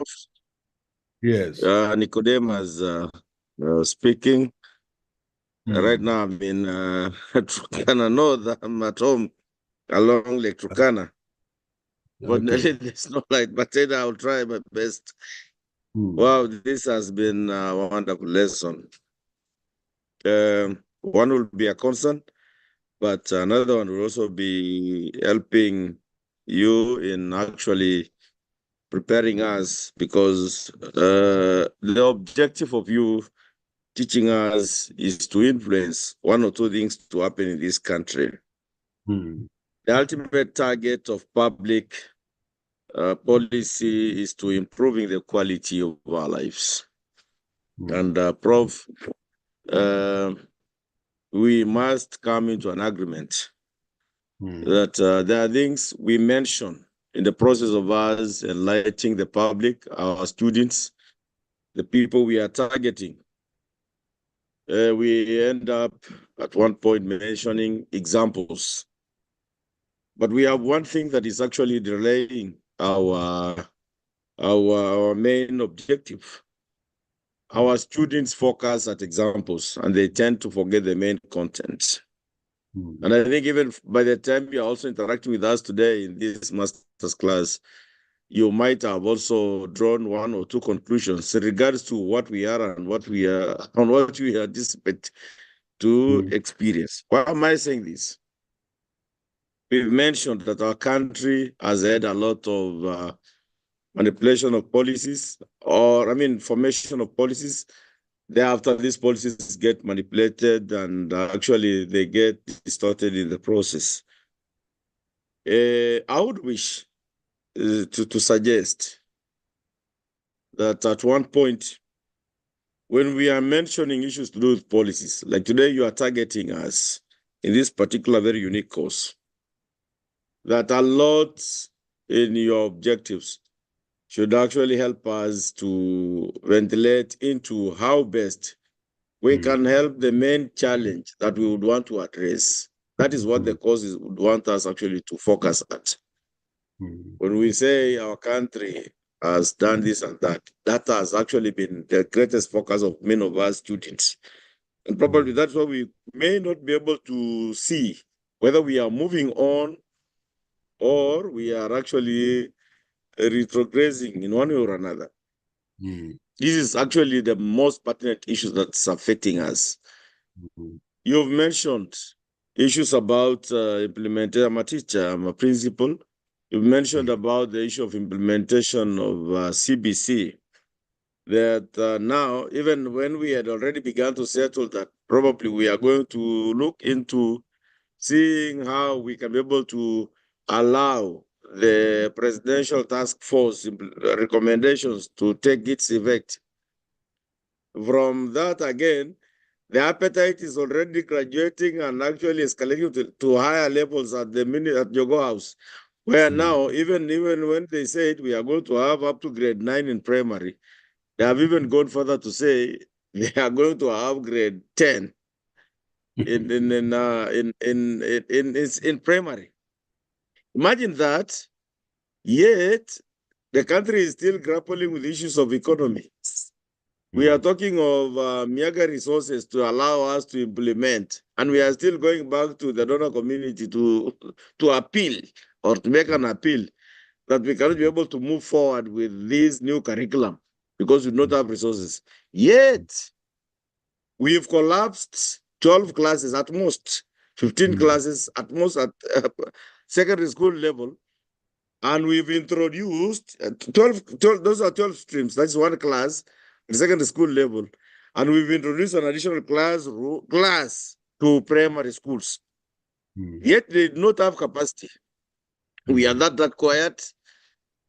We are concluding. We are almost now, after KCSE, nobody again will be talking about it. Children in public schools will be expected, and that is what forms the majority, will be expected to carry on with their life with no mercy in primary. Nobody talks about it. May the soul of the late Professor Magoa rest in peace. He had introduced the issue of CBC classrooms in secondary. It has not been taken into effect. Those classes are now becoming like white elephants in secondary. Nobody talks about it. But we are grappling with the issue of we don't have money, we don't have resources in the country.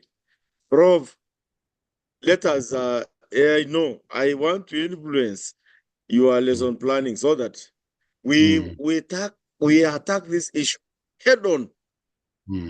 Head on. Because already we have examples. We are living with these challenges. Let us go and handle these challenges so that if the government is willing, that it would want to actually move towards that direction where the rest of the world is actually looking at. Let it appear like we are now creating something new.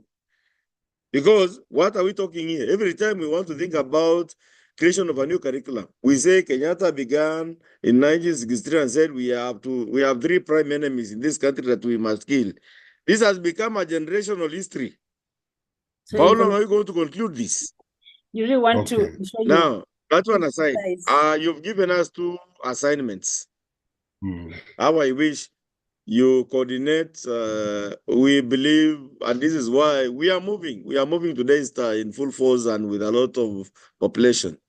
Work with the ICT team so that, we cannot grasp every content today that you are actually highlighting to us. I've told you the other time, I appreciated and I noted with a lot of accolades how you've been able to attack our course. A lot of people would want to come to Daystar. Work with the ICT team so that after this lecture, tomorrow morning or on Monday, we are able to get back into what was our task. We are human beings. We are not robots. So that that is what is missing now. You've given us the first assignment during the devotion to usher us into the main course for today. And we are very glad about it, Prof. You are our greatest father of this nation. And I'm telling you, you've really moved Very mountains. much, I'm telling you this. Just right yeah. from Ethiopia, South Sudan, Uganda, Turkana here in Kenya. A lot is happening, and we are really, at some point, I even have people behind myself here only that I don't have proper lighting. I'm using my phone to highlight what I am saying so that you can see me. You can see what I'm I'm seeing saying. you. But it's Yeah, a yeah. lot. We are marketing our college. You are our greatest man. Thank So you. work with the ICT team, sir. Thank Yeah, you, we Prof. will. Just assure you that Prof, we on this line we have myself and Mishak. Mishak is the one. I don't know. He's loading the whatever. That should be Wamboi. Are you trying to put something there? Size. Wamboi. I will stop sharing. Yeah, stop that one. Yeah, so Meshach is here. Meshach is our instructional designer. Prof, just to be sure that why we are here is because we are picking up this, and then Meshach will be noting them. We are trying to ensure that everybody is online because some of them are yet to be there. So slowly we are trying to ensure that in the course of next week, we move everybody to DU online. We won't be posting more of these things on the WhatsApp, but we want them to access the platform and access assignments and access materials from there. As of now, we had few challenges here to have everybody on the DU online, but we are hoping the course of the week will have moved everyone. Yeah. But have they been inducted on manipulating Moodle? Yes, of course, we have some who have already gone through, some maybe might have missed on that orientation day, but we have in the DU online, we have tried to put all orientation links. And Meshach will be doing a small video just to demonstrate on how to read where to go to DU online, how to access it. All that is important is just access. Everything else is not difficult. Once they access, they will find the materials. Okay. Catherine, I want to finish with Catherine and Mercy because I have my lesson. I now have only half an hour. Yes. Catherine, 2 minutes. Mercy, 2 minutes. Yes. Thank you so much, Prof. I'm really getting excited through this session. And Prof, I was listening to you on this topic, I'm realizing that in our country, public policy implementation is the greatest challenge, the greatest. And I've been looking around the public sector, and there's a lot of assumptions, Prof, that public policy implementation is hindered by corruption, it is hindered by financial constraints. But having listened to you today, I am coming up with another assumption that actually the citizens, the targeted groups, may not even be aware that these policies exist. There's one time I was handling a group of senior officers, and quite a number of them did not even know a certain policy that really touches on them was in existence. And it also draws me back to the commitment level. You started by talking about Jonathan and his value system. And I was asking myself, the people who have been entrusted with implementation, even before we go to the conflict of interest, before we reach the level of political interference, the people who have been entrusted with the policy implementation, are they even aware that those policies exist? Is there something we can do to publicize the existence of these policies? Because one thing I know is that the moment the public, the target group gets to understand the existence, they also play a big role in ensuring that these policies are implemented. A very good example is the CDF. Though I understand it has now been withdrawn because it's but you know that even the grandfather in the village knows there's a CDF that needs to be given to needy children. So they go out of their way to make sure that the people who concern them actually benefit from that. So are the individuals committed? What is our value system? As the person in charge of this policy, even before I ask the government for resources, even before the politician comes to interfere, what have I done to ensure that I've implemented the bit that concerns me? Prof, I like your example of the hostels. Before even the board comes in, you had already focused on how you want to solve this problem. So I think the biggest challenge is one, lack of commitment and personal values in the implementation of policies. Number two, the publicity. And Prof, I also heard you say that TSC has not informed you on how the public administrators are appointed. I ran to their website and I found a policy there on appointment of school administrators. I shared with Carol and I told Carol to share it with you. Notice what I'm talking about. Yes, TSC has produced a policy. Did they tell you, as a stakeholder in education, did they make an effort to inform the VCs that even as you're preparing teachers, these are our policies? Thank you, Prof, for that chance. Thank you. Thank you. The last, is it Mercy or Pamela? Last person. Mercy is here. Okay, Mercy. Yeah, go ahead, please. Thank you for this opportunity. And I'll go back to just about the policies. And the moment you've given us is choosing one and bring out the whole act, find out what has been implemented, what is the success, the challenges, and the status. And my question comes to now the part of the implementation. For instance, I'm in the education sector. I already know some of the challenges. And I'm asking at my level, just a teacher, how much can I influence the implementation of what has not yet been implemented, like what has been stated but not yet done? You talked about they will win our trust when they see our performance. I go back to the school that I teach in. I have been there for the past 3 years. This is my 4th year. Yes, they know my performance in class. But in terms of leadership, one thing I've noted, those in office is not in merit. It's because of their loyalty. Maybe they were there when the school was founded, and they don't have maybe the leadership skills. One thing that is very frustrating, you find out, like before we start any term, beginning of every term, we have a meeting of 2-3 days, and you talked about the public interest oriented. So we lay out issues every year, every term, but we have not seen anything being implemented, and it's quite frustrating.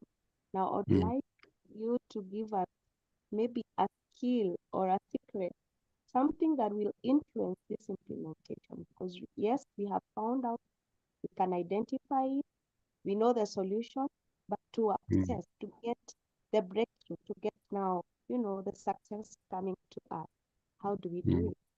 Thank you very much. Thank you.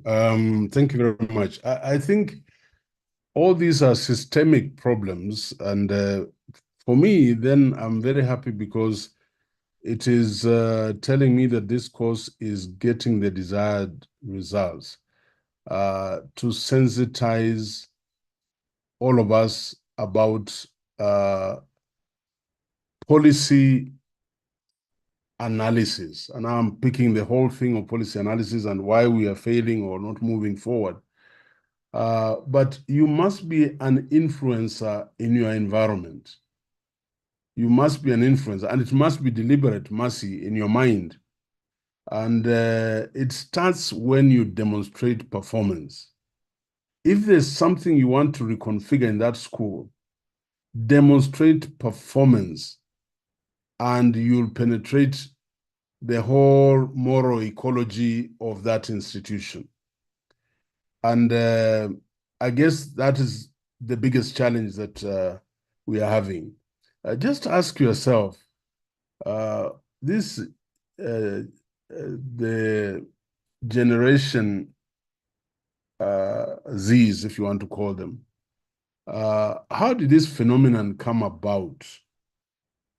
How did it come about? It has been an accumulation of problem identification and evaluation, and then the use of media platform caused that spark. By the way, Kenya will never be the same again. I've said they have achieved what has not been achieved the last 30 years of independence. So I want each one of us to know that in your own way, in every situation you sit in, you must see an opportunity to influence. And that's why, as you look at Jonathan Edwards, think deeply on what you would like to internalize as your takeaway.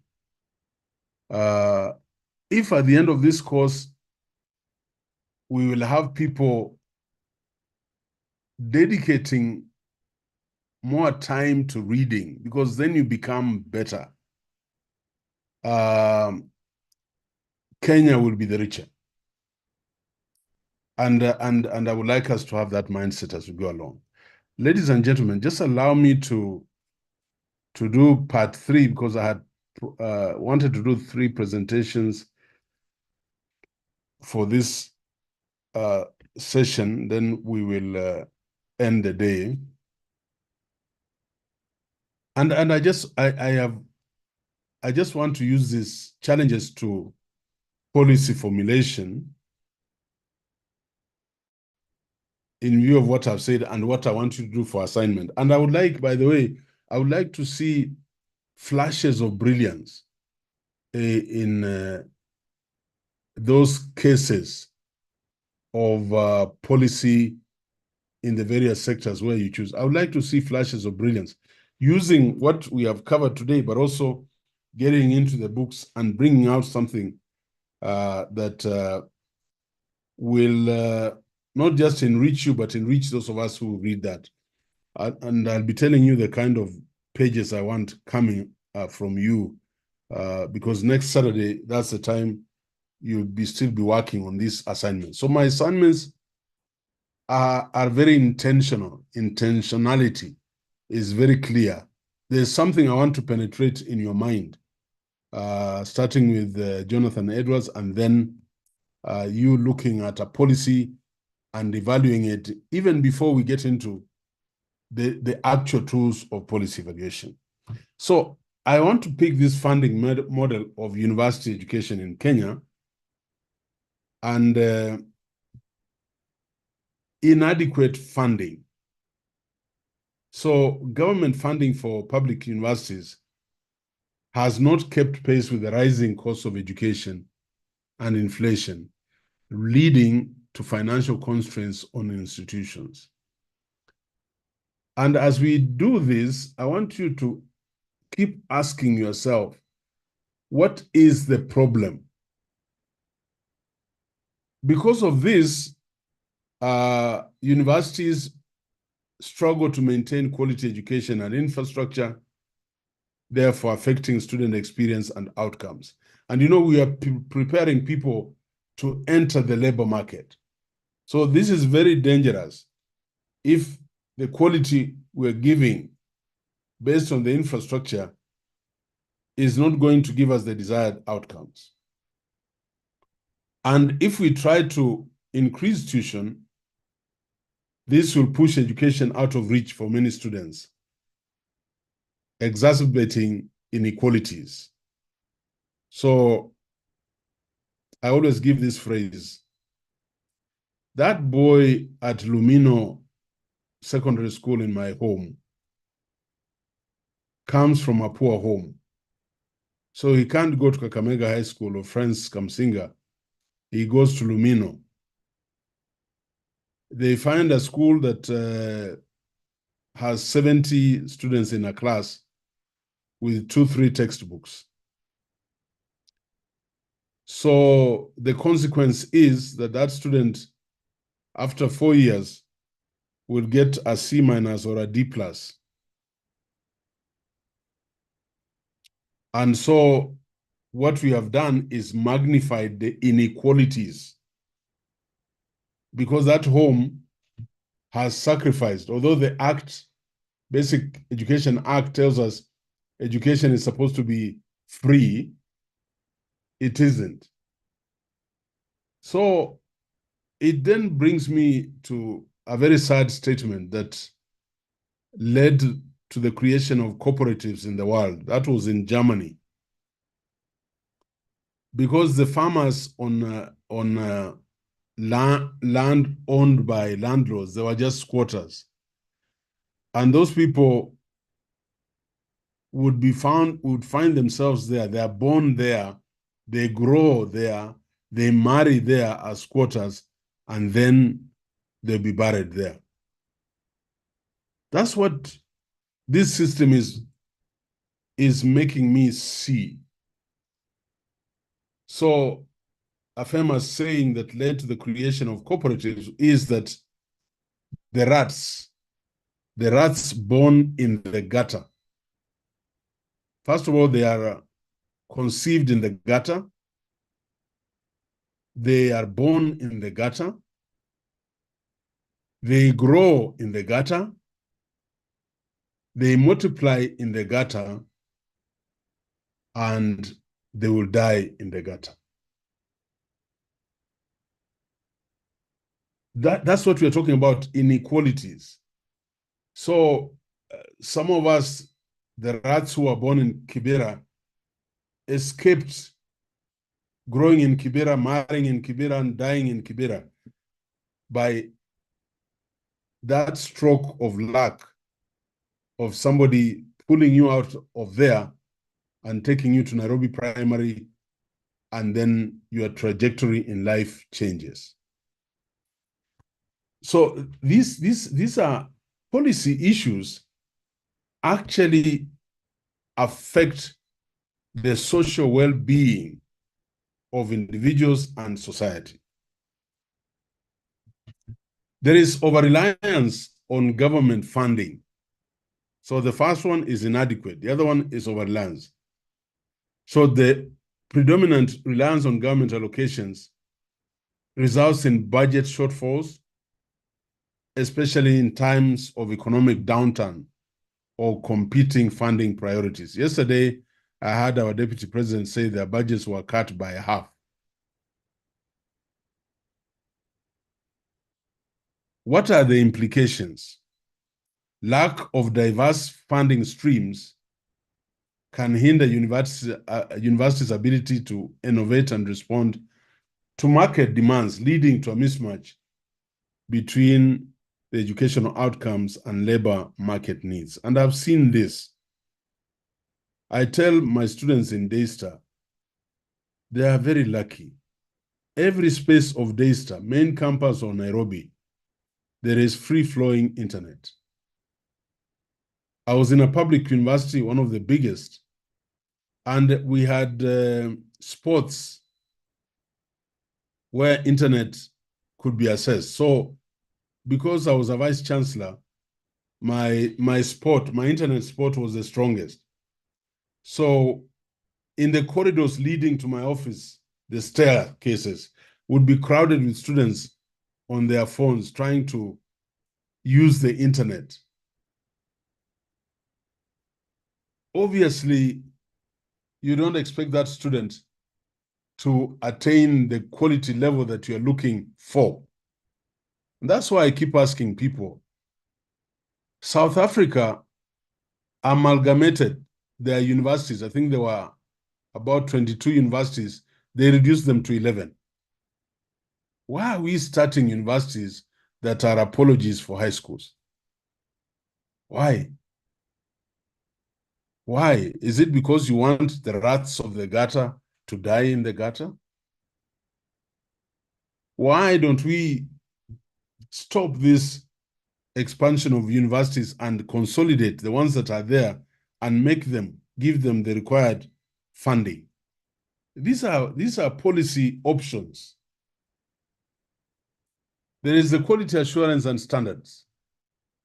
The challenge, inconsistent quality assurance mechanisms can affect university output and competitiveness. So we can't be competitive if you have 2 labs in a university, a public university, 3 labs, the gas is not running, the water is not running, and you are teaching sciences, catering for 2,000 students, for example.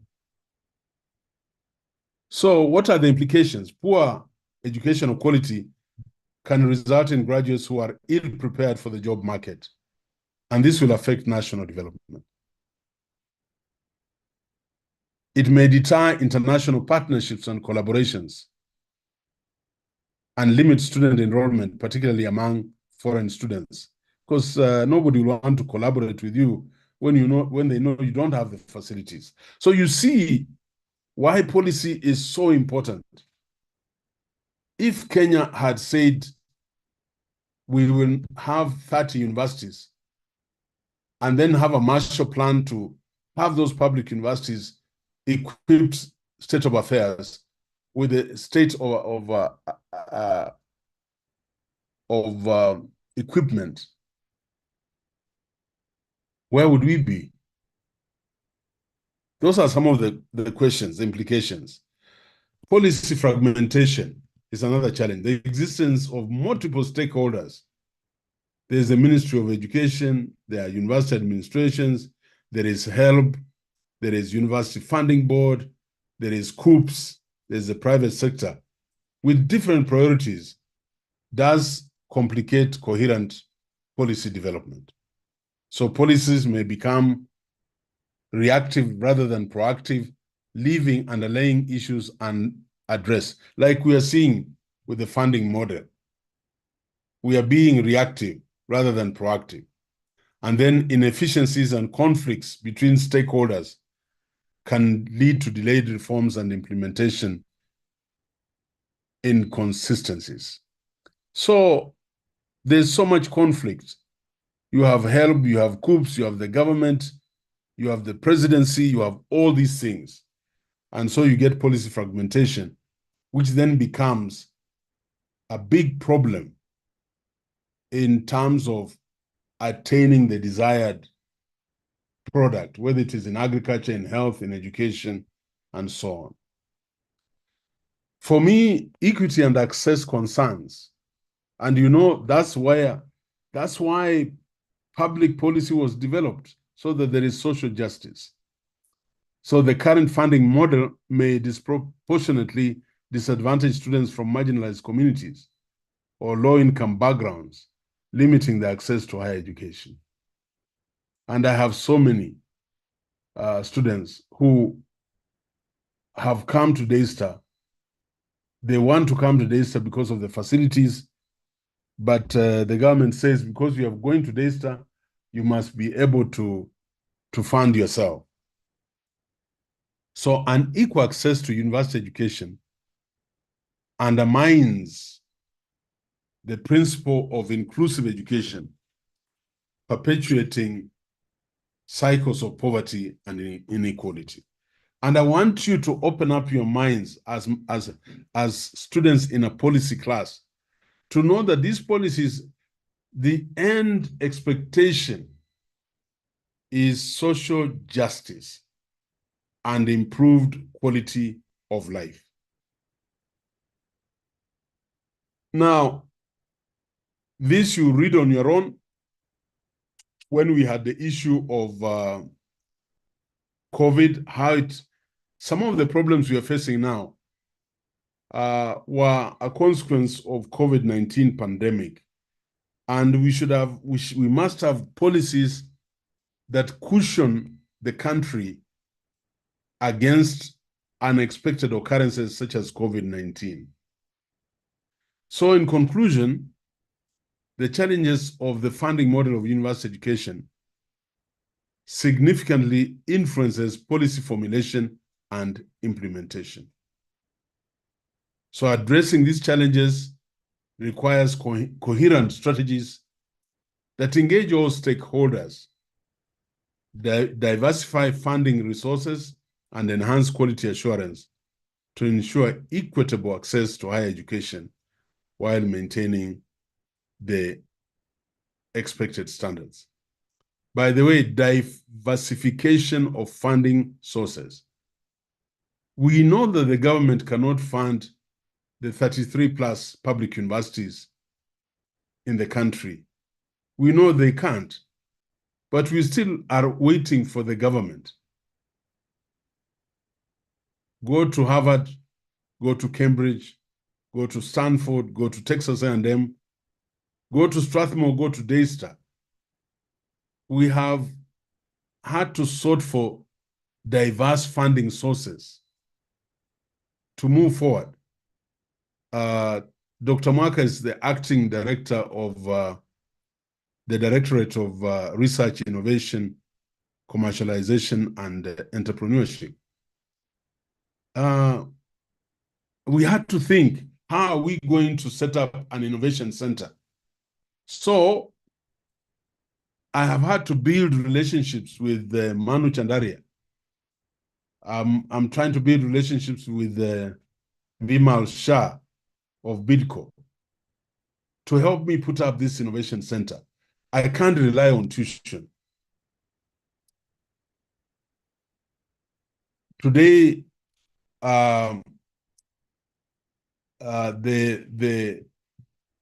are getting into organizations like World Vision.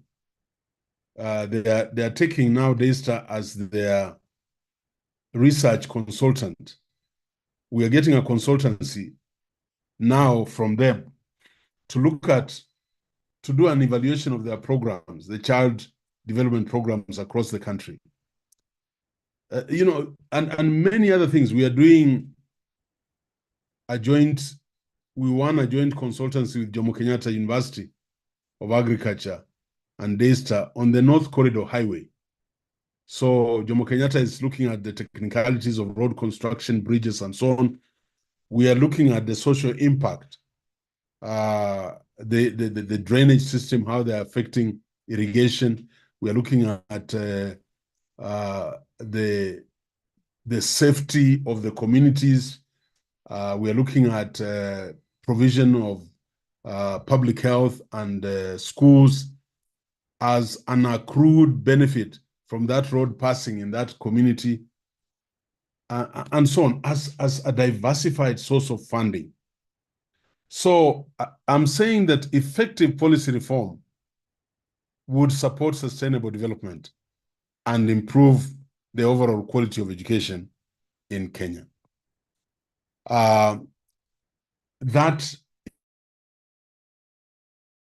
This very, very interesting course on policy development, policy analysis in this program. So I hope the course coordinator, you'll craft the assignments, the two, and that will carry them through the week so we don't meet the coming Saturday. They are doing their assignments, and they're supposed to submit those assignments before that other class. I must have them. We will give them a deadline, maybe Wednesday, after that Saturday, the following Wednesday. And I want to see flashes of brilliance, whatever that means, in the assignments that come back to me. Thank you very much. And I want to stop the class here. Over to you, Carol. So you, Joshua, your hand is up. You'll get all these notes, the 3 sets of presentations together with the article on Jonathan Edwards. Yeah. Thank you very much, Prof. I just want a clarification. You had mentioned the number of pages and the intentionality, but you didn't give us a specific target that we can work towards. Maybe just clarify for us a bit, kindly. Yeah, I think the assignment around examples of policies in health, agriculture, education, I would like to have a paper submitted not less than 6 typed pages, font 12, double Meshach, space. please, Meshach, just write that down so that we will take it well. 6 typed pages, double space, font 12. So I want a very in-depth analysis around those examples, and you're only picking one. Yes. Yeah, Prof, just to tell the students, we know that most of them are not in DU online. And I think Meshach will intentionally ensure that we have all of you on DU online. We are going to provide an Excel sheet, Meshach, if you are on and you would like to talk about this, so that if you're not on that sheet, let us know you're not there. But our intent is to ensure that we get the best registration sheet from the registrar, meaning that if you're not on that list, either you've not finished picking up your courses or you've not finished your registration process, so that now you finish, because we'd like to ensure that everybody on DU online is the one who has completed the process by end of next week, Friday. However, meanwhile, what we'll do as we continue doing this, we shall share that assignment either, Meshach, on email, just as people are doing it, as we finish the logistics of having all of you on our DU online. We shall share both on WhatsApp, we shall share both on the email, as we ensure that all of you are on the DU online. If you've not finished picking your courses, if you've not finished also, if you must have a DASTA email. If you don't have a DASTA email, it means you're not even on any of the DASTA platform, DU online, student portal, you must have. The first thing you have to do is you must have a DASTA email. Number 2 is that if you don't see on your student portal courses, it means you have not finished your registration process. Please ensure you finish your registration, you've picked your courses, and then you register, and that means you pay as you register. We have 2 or 3 cases of students here who have their own personal issues. We have already talked about, but we want all of you. You see, you are more than 100, and we expect all of you. For the students of nursing, about 5 of them, Meshach has already put in DU online, so you should be able to access materials that are available there. So we ensure you have because from there henceforth, we want to start using your DASTA email and not your Gmail, because DASTA email is the only official email for us to communicate with you. So if you don't have an email, Tom Makunda is there, and Meshach, let us know, then Tom Makunda will create for email for you and then ensure you've done all the process. Otherwise, I hope this class has again picked up, given you some quite insights so that we can. For me to be fair, usually I would like to have everybody try to talk. Pamela, you have a question. Is it a asking time? So we shall specify this assignment. So don't really have to worry. We shall send the assignment and specification as Prof has said. Usually we use from 12. So now, can I ask someone from Havana to speak, or Cuba to say something about this class today? If there's anything you've gathered. We will have, obviously, another continent. Mai is here already. So Mai, you'll be speaking from Cuba. I think China has already slept. Joseph, are you still on? Joseph, are you still China? Is it China? Is Joseph? I'm not so sure whether it's Joseph or it's Mai. One of those. Be ready to see. Richard. Yes, Richard. China, Richard will be able to talk. It would be nice to have someone from Kenya to speak, but we'll give maybe the farthest counties that is far from Nairobi. Mandera, is Mandera still on? Yeah. It will be 2 minutes, 2 minutes, huh? Yeah. Mandera has left, or is he still on?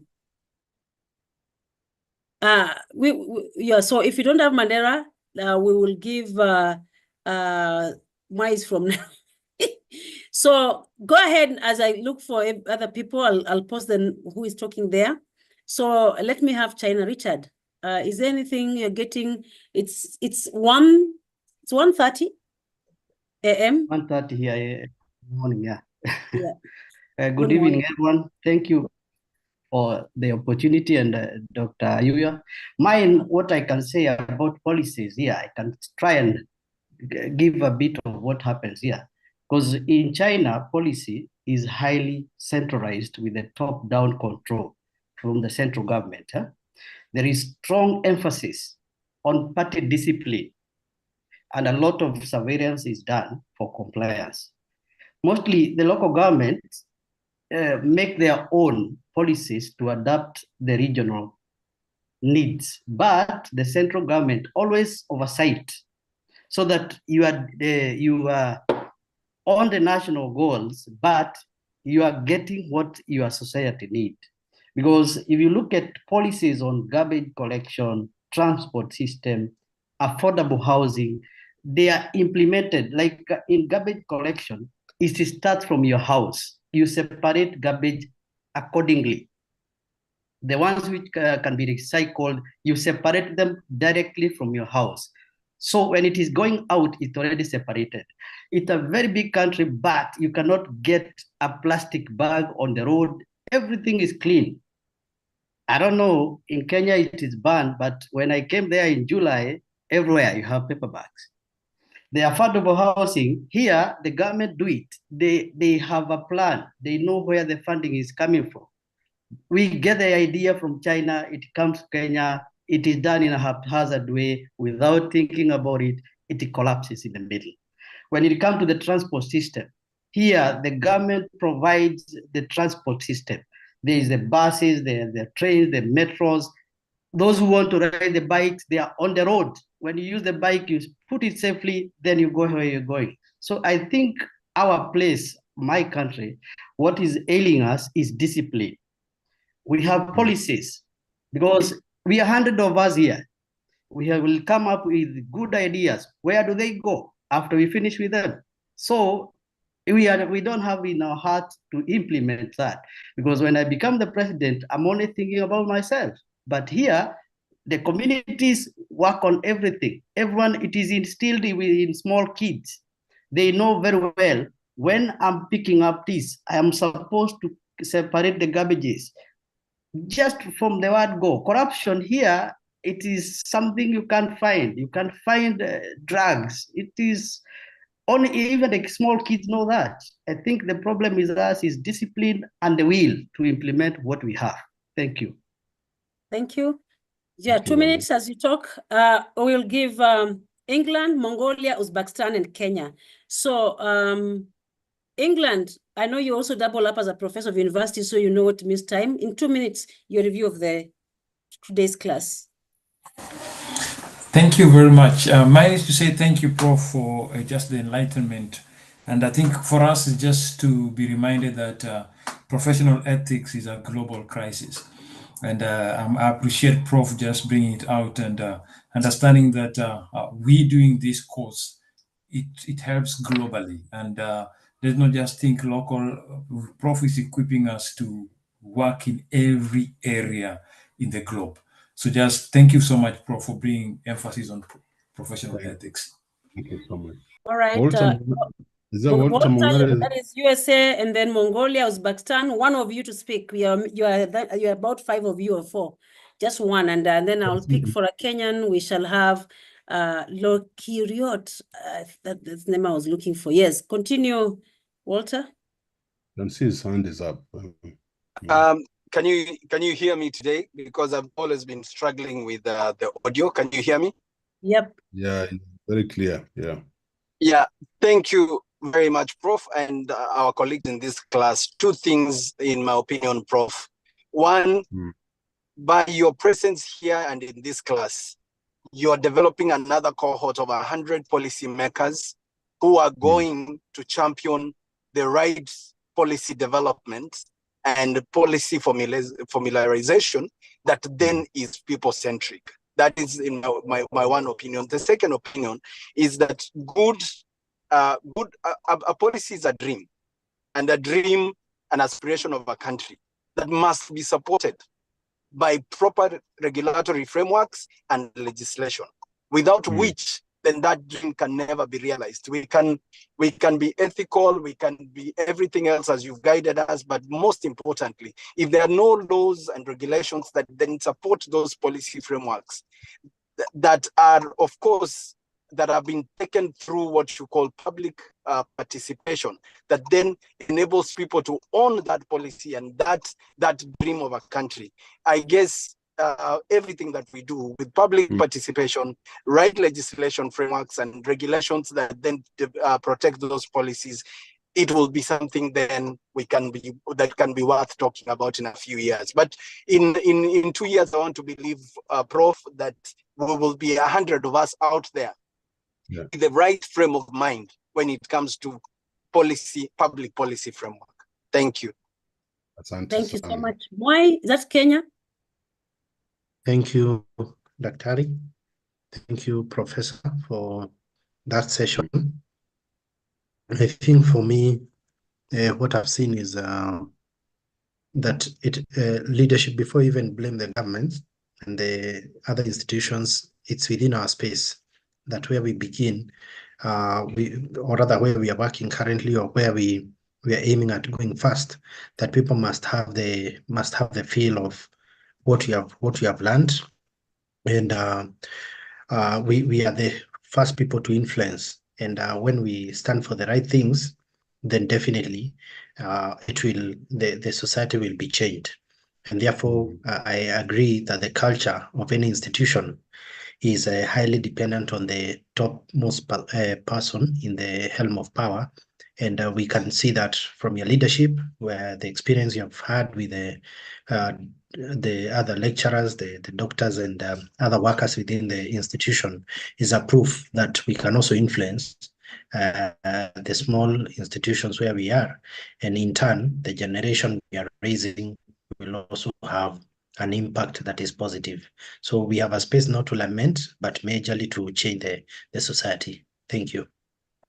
Finally, thank you. We'll have one country representative today, and then next we'll pick the countries that haven't spoken. Can we have someone from Uzbekistan, one of you? Your comments all the way from there. If not, we'll skip that. Was that Uzbekistan? They're quiet. So I'll pick someone else from where? All right, Ethiopia, are we there? Miriam? Miriam,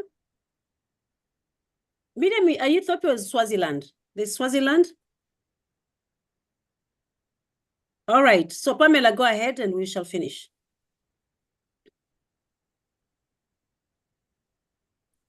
Okay, sorry, I'm not a student, I'm a staff at Daystar. I'm Dr. Pamela Juma. Nice to meet you all. And yeah, I have a few friends here, Mongare, Wandera, we've interacted through Rotary.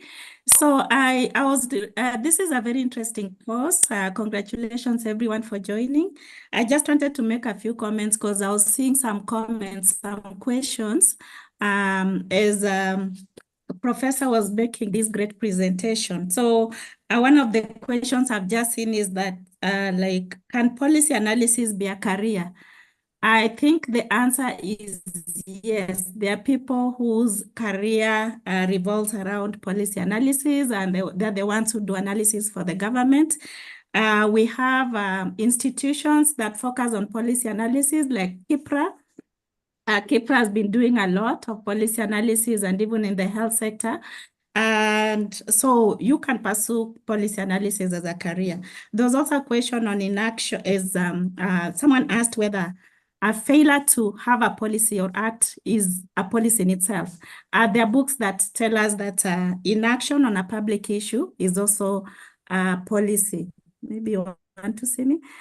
Then I wanted to comment. I've been burning to comment because I also I've done a bit of work in policy analysis, but in the health sector. And I know our nursing students are here and would be interested later on in looking at policies in the health sector. I was just happy that professors brought examples from different areas, but I was also curious in maybe in the future assignments whether people can also share policies from their countries. in critiquing some of these policies so that we can learn from each other. We've heard from China, and when we're talking about the poor policies in Kenya, I thought about some policies that have worked in other countries. I've been to Rwanda, where at one point in Kenya, we talked about using helmets for motorcycle riders. In Rwanda, they actually use and they follow, you cannot carry a passenger without a helmet. In Kenya, I hardly see helmets on the road, even though it's a policy in Kenya. So there are policies that are silent. And I know later on, maybe Professor will talk about levels of policy so that we can understand when government makes a proclamation, like when President Uhuru in Kenya made it a policy that we have free maternal care. It became a policy. It was a very good policy, and it was implemented. But we've also had government proclamations that are made for policies like in education that have not worked very well for us. So one thing that I wanted to mention is the issue of values. We've talked about ethics and integrity, and if you look at our policies across Africa, the issue of values is emphasized. So we have very good values, and we develop very good policies, even in Kenya here. Some of our policies, especially I'll be biased towards the health sector, are taken and implemented in other countries. There was this joke sometimes back that Kenya develops policies and Tanzania implements. Yeah. So this is because we have policies and we have values. And when you talk about quality in education, quality in healthcare, issues of access, issues of equity, those are values that are entrenched in our qualities. And as everyone has said, the issue is in the implementation, the challenges in enforcement, and the issues of resources. But the biggest thing is, how do we have these values? Do our leaders, the people who develop these policies, who make these policies come to our public systems, do they follow these values? When you read about the Policy Paradox book, I read a bit of it when I was doing my PhD, and it dwells a lot on values and the fact that you cannot take away politics from policies. So there is the policy values and the political values, and these things work interchangeably. They can work to our benefit. And when someone gave an example of other countries, the issue of accountability. We can make good policies, but if we don't have systems that ensure accountability, then they'll not be implemented. And if citizens are not empowered to demand for accountability, that's a big challenge in Africa and in Kenya. We do not demand for accountability. The Gen Zs tried it, but can we all demand for accountability? Can we all understand these policies and demand for accountability?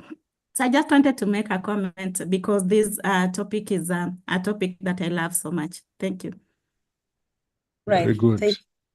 Thank you. Thank you so much. As we are finishing the class, Walter, you have requested you pray, so I've given you that. But meanwhile, just because of nursing students, I've seen 3 or 4 or 5 of you are here. And Rita, just 1 minute, and then now Walter pray, we can leave. I think Prof also has had a long day with other meetings the course of this day. So Walter, don't go the PhD way. You can pray. All right, Anna Rita, are you there? If not, Cecilia.